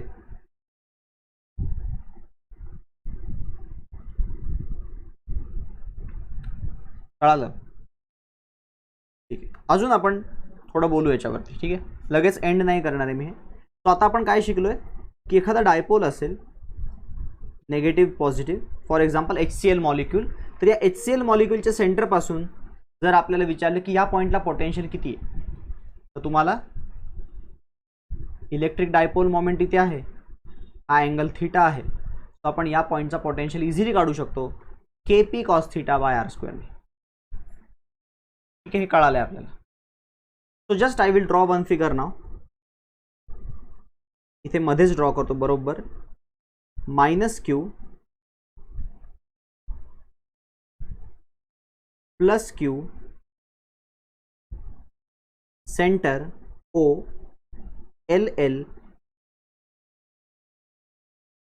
ॲक्सिस आणि इक्वेटर ड्रॉ करणार आहे मी. Axis equator.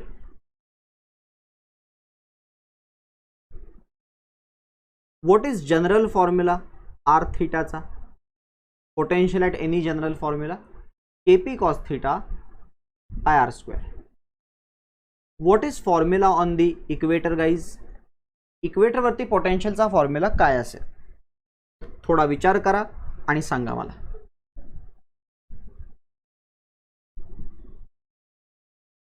Very good. इक्वेटरवरती इलेक्ट्रिक पोटेन्शियल हे कधी पण झिरोच राहणार.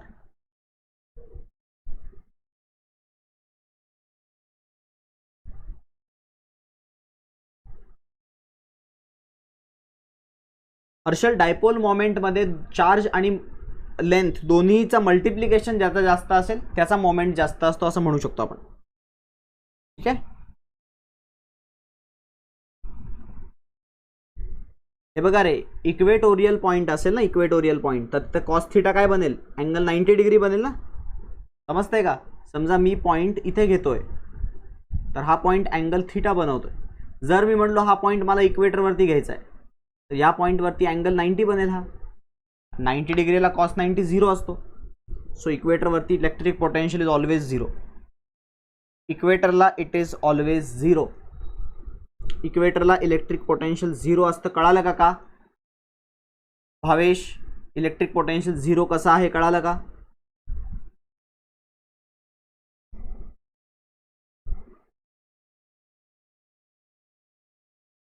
ओके.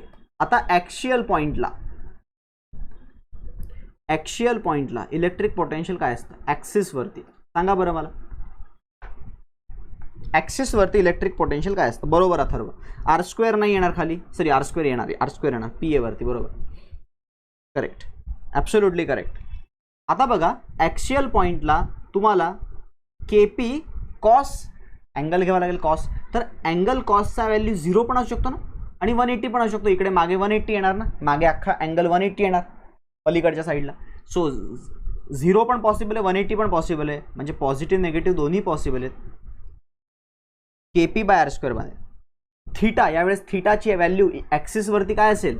ॲक्सिसवरती थीटाची व्हॅल्यू 0 असेल. ॲक्सिसवरती थीटाची व्हॅल्यू 0 असेल. इक्वेटरवरती 90 डिग्री असेल. इकडे मागे गेलो तर अजून कमी असेल. तुम्हाला हे कळते का थीटाची व्हॅल्यू म्हणजे काय? बघा, मी तुम्हाला एक चित्र ड्रॉ करूनच दाखवतो. जर आपण हा पॉईंट घेतला, तर तुम्हाला मी विचारलं या पॉईंटला थीटाची व्हॅल्यू किती आहे, तर तुम्ही काय करता? सेंटरपासून लाईन जॉईन करता आणि अँगल सांगता थीटा. हा ठीक आहे. हा पॉईंट इथे असता तर थीटा वाढला असता, नक्की वाढला असता. हा पॉईंट इथे असता तर थीटा 90 डिग्री झाला असता. इथे असता तर थीटा ऑप्टिव्ह झाला असता. इथे असता तर थीटा अजून वाढला असता.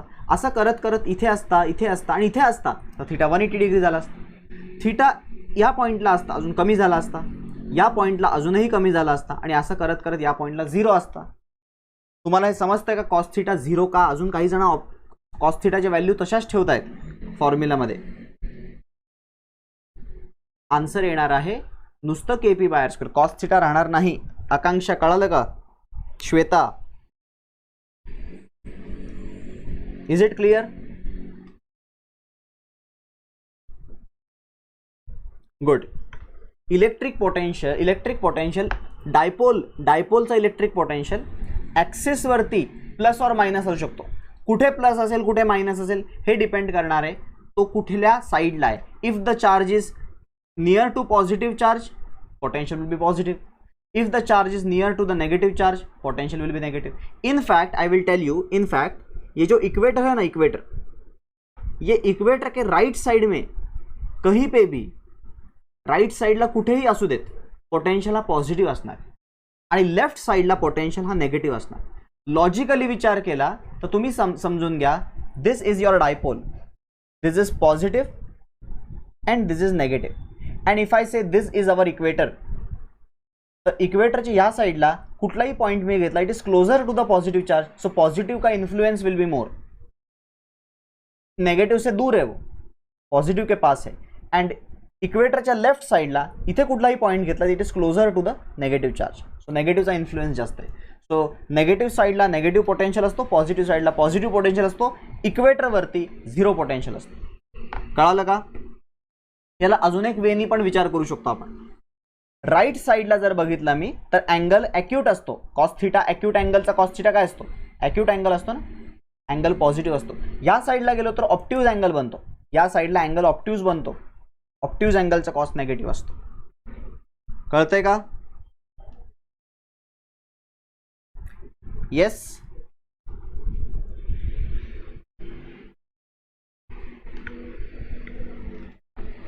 गुड. सो इक्वेटरवरती कुठेही तुम्ही जा, पोटेन्शियल हा झिरोच राहणार. Potential will remain zero at the equator. Right साइडला पॉझिटिव्ह असेल, लेफ्ट साइडला नेगेटिव्ह असेल. आता बघा, मी तुम्हाला सांगितलं की पोटेन्शियलच आपल्याला इंटेन्सिटी नाहीये, बट इनफॅक्ट इलेक्ट्रिक डायपोल जो असतो ना, इलेक्ट्रिक डायपोल त्याची स्वतःची फील्ड बनवतो. It creates its own electric field. अशी इथे ड्रॉ करून दिलेली मी तुम्हाला, अशी वाली इलेक्ट्रिक फील्ड बनवतो तो, बरोबर. कुठलाही इलेक्ट्रिक डायपोल त्याची स्वतःची फील्ड बनवतो. तर या फील्डची स्ट्रेंथ आपल्याला द्यायची असेल तर पोटेन्शियलनी देता येते स्ट्रेंथ, आत्ताच बघितलं आपण. तर इलेक्ट्रिक इंटेन्सिटीनी पण स्ट्रेंथ देता येते. इलेक्ट्रिक इंटेन्सिटीनी स्ट्रेंथ कशी द्यायची त्याचा मी तुम्हाला फॉर्म्युला सांगतो. आता फक्त फॉर्म्युला लक्षात ठेवा, बाकी दुसरा लोड घेऊ नका. See the formula is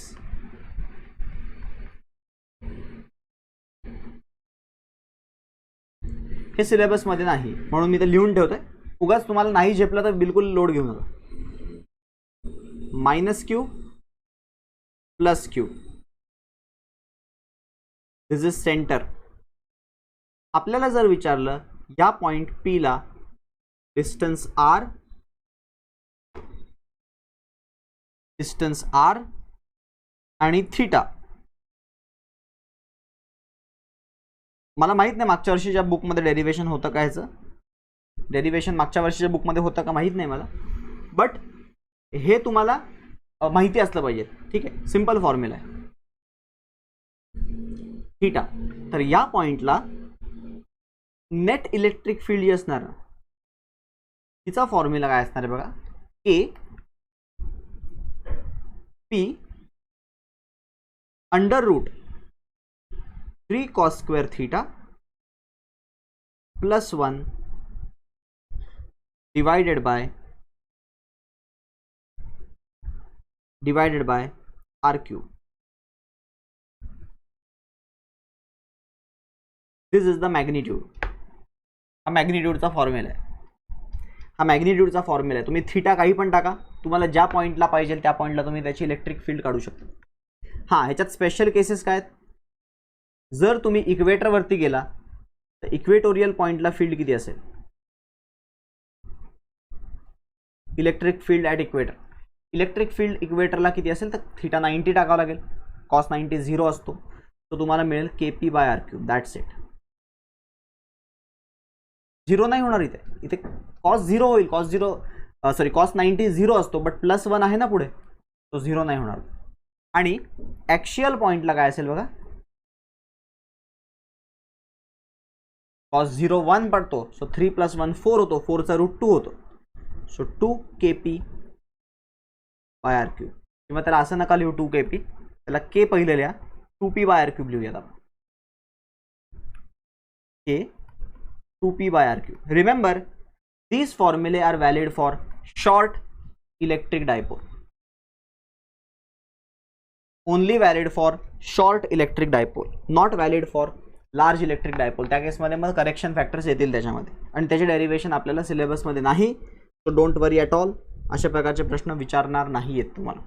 just in case तुम्हाला कधी जेई वगैरे मध्ये पण हेल्पफुल राहीलच हे फॉर्म्युले, सो मी तुम्हाला सांगून ठेवतो हे फॉर्म्युले.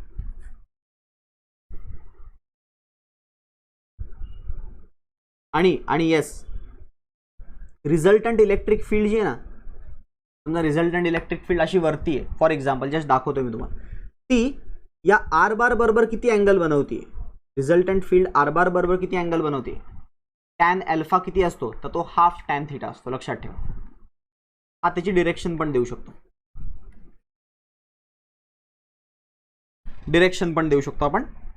आर अल्फा कोणामधला अँगल आहे, रिझल्टंट इलेक्ट्रिक फील्डचा अँगल आर बार बरोबरचा. रिझल्टंट इलेक्ट्रिक फील्डचा अँगल आर बार बरोबरचा.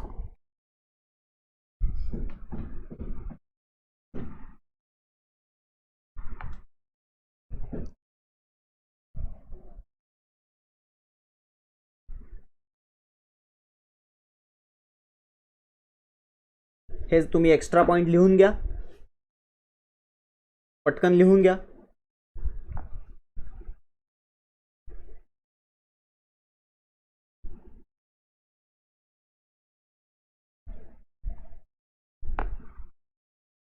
झालं का लिहून.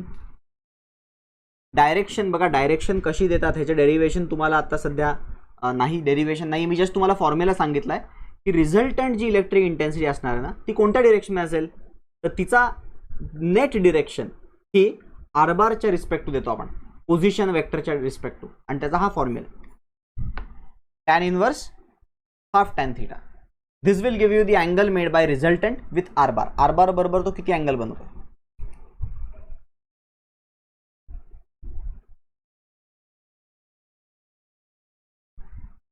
एक लास्ट पॉइंट राहिला आहे फक्त आता या लेसनचा नाही, आजच्या लेक्चरचा, इक्विपोटेन्शियल सरफेस.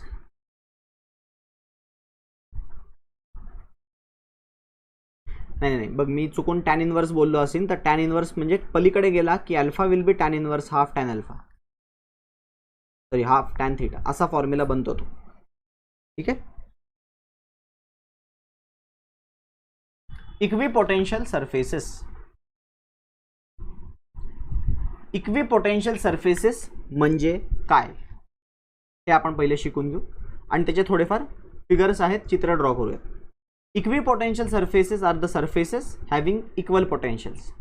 सरफेस ज्या सरफेसला पोटेन्शियल सेम असतो, इक्वल असतो, तशा सरफेसेसला आपण इक्विपोटेन्शियल सरफेस म्हणतो. इक्विपोटेन्शियल सरफेसच्या काही प्रॉपर्टीज आहेत. First, work done to move charge on equipotential surface is 0. Work done करावंच लागत नाही. तुम्ही जर का इक्विपोटेन्शियल सरफेसवरती चार्जला मूव्ह करताय तर पोटेन्शियल डिफरन्सच नाहीये, त्यामुळे वर्क नाही करावं लागणार. आणखी वर्क डनचा फॉर्म्युला म्हणजे चेंज इन एनर्जीचा फॉर्म्युला तुम्हाला माहिती आहे. It is potential difference into charge. काय असतो तो, Q1 V1 पहिला एनर्जी मायनस Q2 V2 दुसरी एनर्जी. चार्ज तर सेम असतो, सो Q कॉमन घेतला तर चेंज इन पोटेन्शियल बनतो. आणि सिन्स इक्विपोटेन्शियल सरफेसवरती पोटेन्शियल कॉन्स्टंट आहे, तुम्हाला वर्क करायची गरज नाही. हाच पॉइंट मी एकदा परत एक्सप्लेन करतो. सपोज मी असं बोलतोय की या लाईनवरती this line is equipotential line. ही लाईन इक्विपोटेन्शियल म्हणजे इथे 5 व्होल्ट आहे, 5 व्होल्ट इथे पण आहे, इथे पण 5 व्होल्ट आहे, इथे पण 5 व्होल्ट आहे, इथे पण 5 व्होल्ट आहे, इथे पण 5 व्होल्ट आहे, सगळीकडे 5 व्होल्ट. तुम्ही समजा एक चार्ज इथे आणला 3 कुलम. मला सांगा चार्ज इथे आणताना किती वर्क करावं लागलं. 3 कुलम चार्ज तिथे आणताना मला किती वर्क करावं लागलं. सांगा बरं किती वर्क करावं लागलं? बरोबर 15 जूल वर्क करावं लागलं, हे बरोबर आन्सर आहे. कारण की 5 वोल्ट आहे तर 15 जूल वर्क करावं लागेल. वर्क मी 15 जूल केलं, फाईन. आता मला तो चार्ज इथून इथं घेऊन जायचा आहे. मला काही एक्स्ट्रा वर्क करावं लागेल का? इथं घेऊन जायचं आहे तर काही एक्स्ट्रा वर्क करावं लागेल का? का इथे घेऊन जायचं आहे, का इथे घेऊन जायचं आहे? या सरफेसवरती मला तो कुठेही मूव्ह करायचा असेल, मला कुठलं एक्स्ट्रा वर्क करावं लागणार नाही, कारण की पोटेन्शियल सेम आहे. जर असं असतं की पोटेन्शियल 5 नाही 6 वोल्ट आहे, 6 नाही 7 वोल्ट आहे, म्हणजे पोटेन्शियल इन्क्रीज होत असता तर मला इथून इथे नेण्यासाठी अजून वर्क करावं लागलं असतं 3 जूलचं, कारण की पोटेन्शियल डिफरन्स 1 वोल्टचा आहे आणि 1 × 3 3 जूलचं वर्क करावं लागलं असतं. तो वर्क तेव्हाच करावा लागतं ज्यावेळेस पोटेन्शियलच्या अगेन्स्ट आपण काहीतरी गोष्ट घेऊन जात असतो. इक्वी पोटेन्शियलला वर्क नाही करावं लागत. हे पहिली इम्पॉर्टंट रूल आहे इक्वी पोटेन्शियल सरफेस. दुसरा रूल असा आहे इक्वी पोटेन्शियल सरफेसचा की इलेक्ट्रिक इंटेन्सिटी ही कधी पण perpendicular to equipotential surface असते. इक्वी पोटेन्शियल सरफेसला परपेंडिक्युलर असते. इलेक्ट्रिक इंटेन्सिटी कधी पण परपेंडिक्युलर असते इक्वी पोटेन्शियल सरफेसला. त्याचे चित्र बघा आता. एखाद्या पॉइंट चार्जसाठी इक्वी पोटेन्शियल सरफेस कसा असेल? एक पॉइंट चार्ज आहे तर असा मला एक असा लोकस सांगा पॉइंट्सचा, असा लोकस सांगा पॉइंट्सचा जिथे सगळीकडे पोटेन्शियल सेम सेम आहे. That locus will be what? A cube, a sphere, a cylinder, का काय असेल तो लोकस की जिथे सगळीकडे पोटेन्शियल सेम आहे या सेंट्रल चार्ज क्यू मुळे. बरोबर ऋषिकेश, तू बरोबर म्हणतोय, सर्कल म्हणतोय तू, बट सर्कल हा 2D झाला की या सर्कलवरती सगळीकडे पोटेन्शियल सेम असेल. बरोबर, सर्कल बरोबर आहे, बट हा 2D झाला. इवन 3D मध्ये पण विचार करू शकतो ना. बाहेर समजा मी आलो r डिस्टन्स तर तिथे पण पोटेन्शियल तेवढाच राहील. या सेंट्रलमुळे डिस्टन्स r ला पोटेन्शियल जेवढा आहे तो सगळीकडे तेवढाच राहील पोटेन्शियल, डिस्टन्स r तेवढंच ठेवलं तरी. So I will get a whole sphere. So the sphere, या स्फिअरला आपण म्हणू शकतो it is a equi potential surface, की सगळीकडे पोटेन्शियल सेम आहे. तुम्हाला असं विचारलं की charge is taken from point, charge Q is taken from point 1 two point 2, point 1 two point 2 charge घेऊन गेलो, व्हॉट इज वर्क डन? सांगा काय येईल work done? Equi potential surface वरती चार्ज मूव्ह केला आहे, इथे वर्क डन हे 0 राहणार आहे. मग तुम्ही कसंही मूव्ह करा, काय तुम्ही म्हणाल सर आतमधून मूव्ह केलं, आतमधून मूव्ह केल्याने फरक नाही पडणार. इनिशियल आणि फायनल स्टेटवर डिपेंड करतो. ठीक आहे, वर्क डन हा पाथवर डिपेंड करत नाही. कॉन्झर्वेटिव्ह फोर्स आहे ते, कॉन्झर्वेटिव्ह फील्ड आहे ते. कॉन्झर्वेटिव्ह फील्ड तशा फील्ड असतात ज्याच्यामध्ये work done independent of path असतो.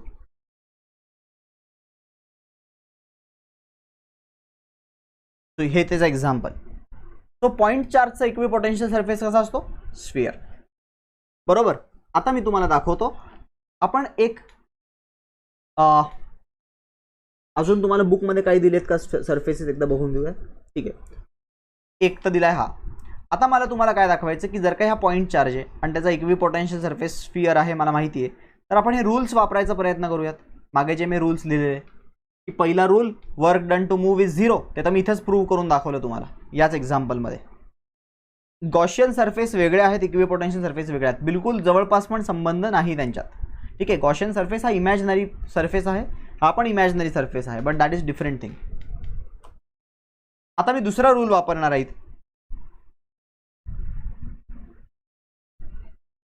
दुसरा रूल वापरणार आहे मी इथे. What is the second rule? बघा, दुसरा रूल असा आहे की नेट इलेक्ट्रिक फील्ड परपेंडिक्युलर असते. तर खरंच असते का? बघूयात चेक करून. तर yes, electric field is away ना. सगळे मी अवे डिरेक्शन ड्रॉ करत चालू केलं तर मला माहिती आहे हे रेडियल फील्ड सगळ्या पण या सरफेसला परपेंडिक्युलरच असणार, कधी पण परपेंडिक्युलर असणार.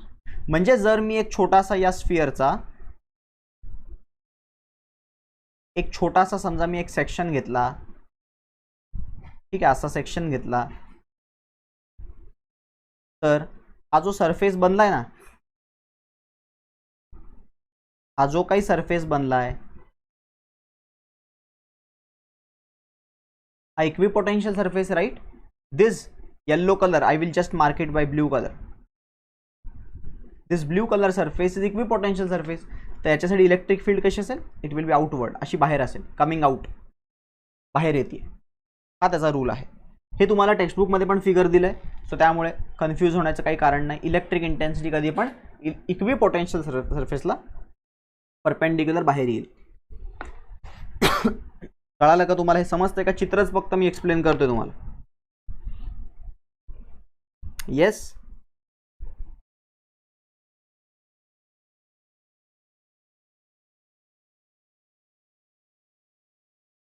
कोणाला काही डाऊट आहे का इथपर्यंत?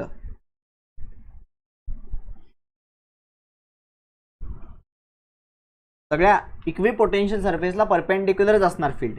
Field will be always perpendicular to equipotential surface.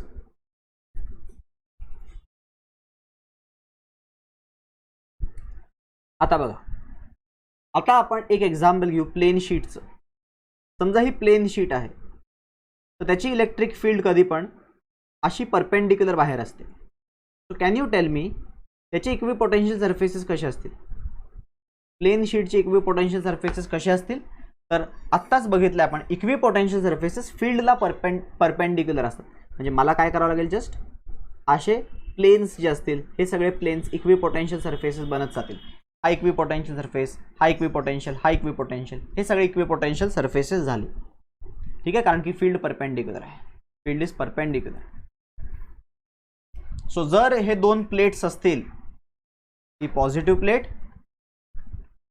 आणि ही नेगेटिव्ह प्लेट, तर आपल्याला माहिती इलेक्ट्रिक फील्ड कधी पण पॉझिटिव्ह टू नेगेटिव्ह असते. तो या फील्डमध्ये इक्वी पोटेन्शियल सरफेसेस कसे असतील सांगा बरं? इक्वी पोटेन्शियल सरफेसेस असतील या फील्डला परपेंडिक्युलर, अशा लाईन्स असतील. हे ॲक्च्युली 3D मध्ये प्लेन्स आहेत. काय 3D मध्ये हे प्लेन्स आहेत. होतंय तुम्हाला इमॅजिन? येस.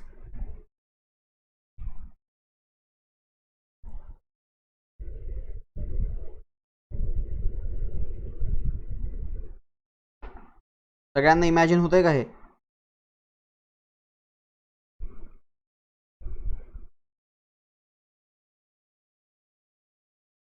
आणि equi potential surface for dipole कसा असतो बघा.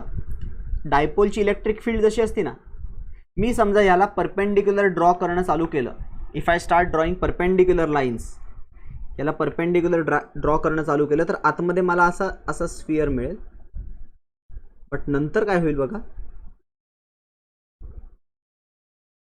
असं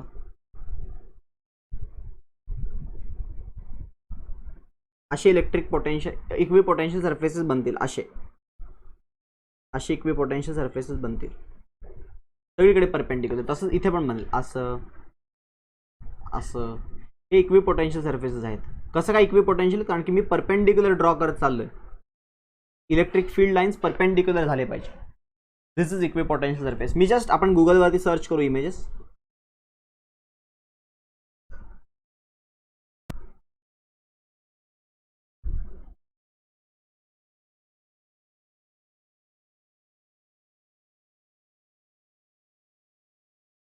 equi potential surfaces for dipole. बघा तुम्हाला मी दाखवतो. इक्वी पोटेन्शियल सरफेसेस डायपोलसाठी कसे दिसतात.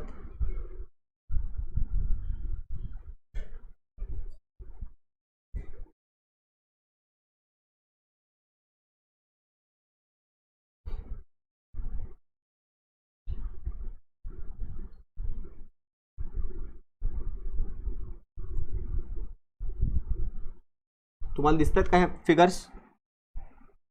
Equi potential surfaces.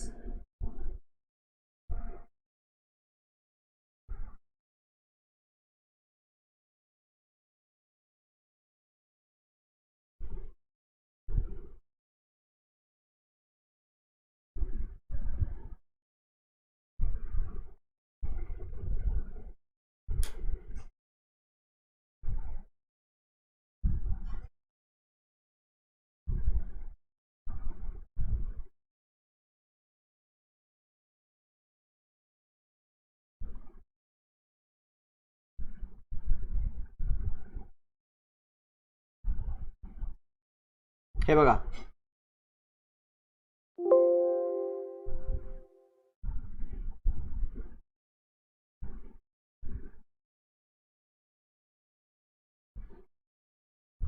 This is that figure. डायपोलची इक्वी पोटेन्शियल लाईन्स.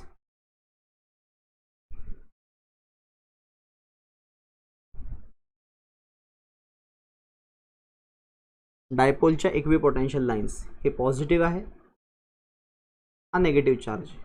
आपल्याला माहिती इलेक्ट्रिक फील्ड ह्या पिंक कलरनी दाखवली, इलेक्ट्रिक फील्ड ही पिंक कलरची. आणि हे जे आहेत ना ब्ल्यू, तुम्हाला जे काही व्हायोलेट का ब्ल्यू दिसतोय, पर्पल दिसतो, त्या कलरचे ज्या लाईन्स आहेत त्या इक्विपोटेन्शियल सर्फेसेस आहेत, इक्विपोटेन्शियल लाईन्स आहेत. हा मध्ये बरोबर 0 पोटेन्शियल वाली ही स्ट्रेट प्लेन आहे मध्ये सेंटरला.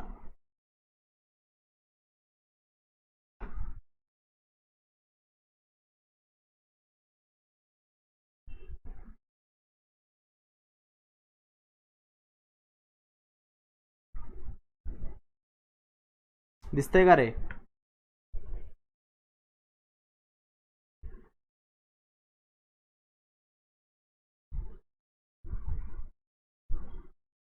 येस.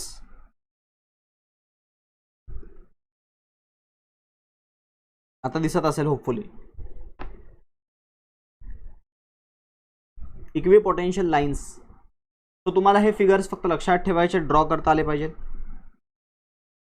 येस, हे काय परपेंडिक्युलर साइन्स दाखवलेत नाही, ते परपेंडिक्युलर असतात ना, म्हणून ते बॉक्स दाखवले, बट ॲक्च्युली ते परपेंडिक्युलर असतात. ते परपेंडिक्युलर असतात. प्रत्येकाला परपेंडिक्युलर एंट्री मारतात ते, प्रत्येक सर्कलला परपेंडिक्युलर एंट्री मारत चालले जातात ते. ठीक आहे. These surfaces are called as equipotential surfaces. या पॉईंटला तुम्ही कोणताही पॉईंट घ्या, या फिगरवर तुम्ही कोणताही पॉईंट घ्या. फॉर एक्झाम्पल जस्ट दाखवतो मी तुम्हाला. तुम्ही म्हटला सर इकडे 4 व्होल्ट आहे, ॲक्च्युली तो नेगेटिव्ह साईनच्या जवळ -4 व्होल्ट आहे, तर या सर्कलवरती कुठे दुसरीकडे -4 व्होल्टच असणार, -4 व्होल्टच असणार सगळीकडे. त्या सर्कलवरती सगळीकडे -4 व्होल्ट असणार. समजा तुम्ही म्हटला सर याला 5 व्होल्ट आहे, तर या सर्कलवरती एव्हरीवेअर 5 व्होल्ट असणार, सगळीकडे 5 व्होल्ट. समजलं का? ह्याचा मिनिंग आहे इक्विपोटेन्शियल.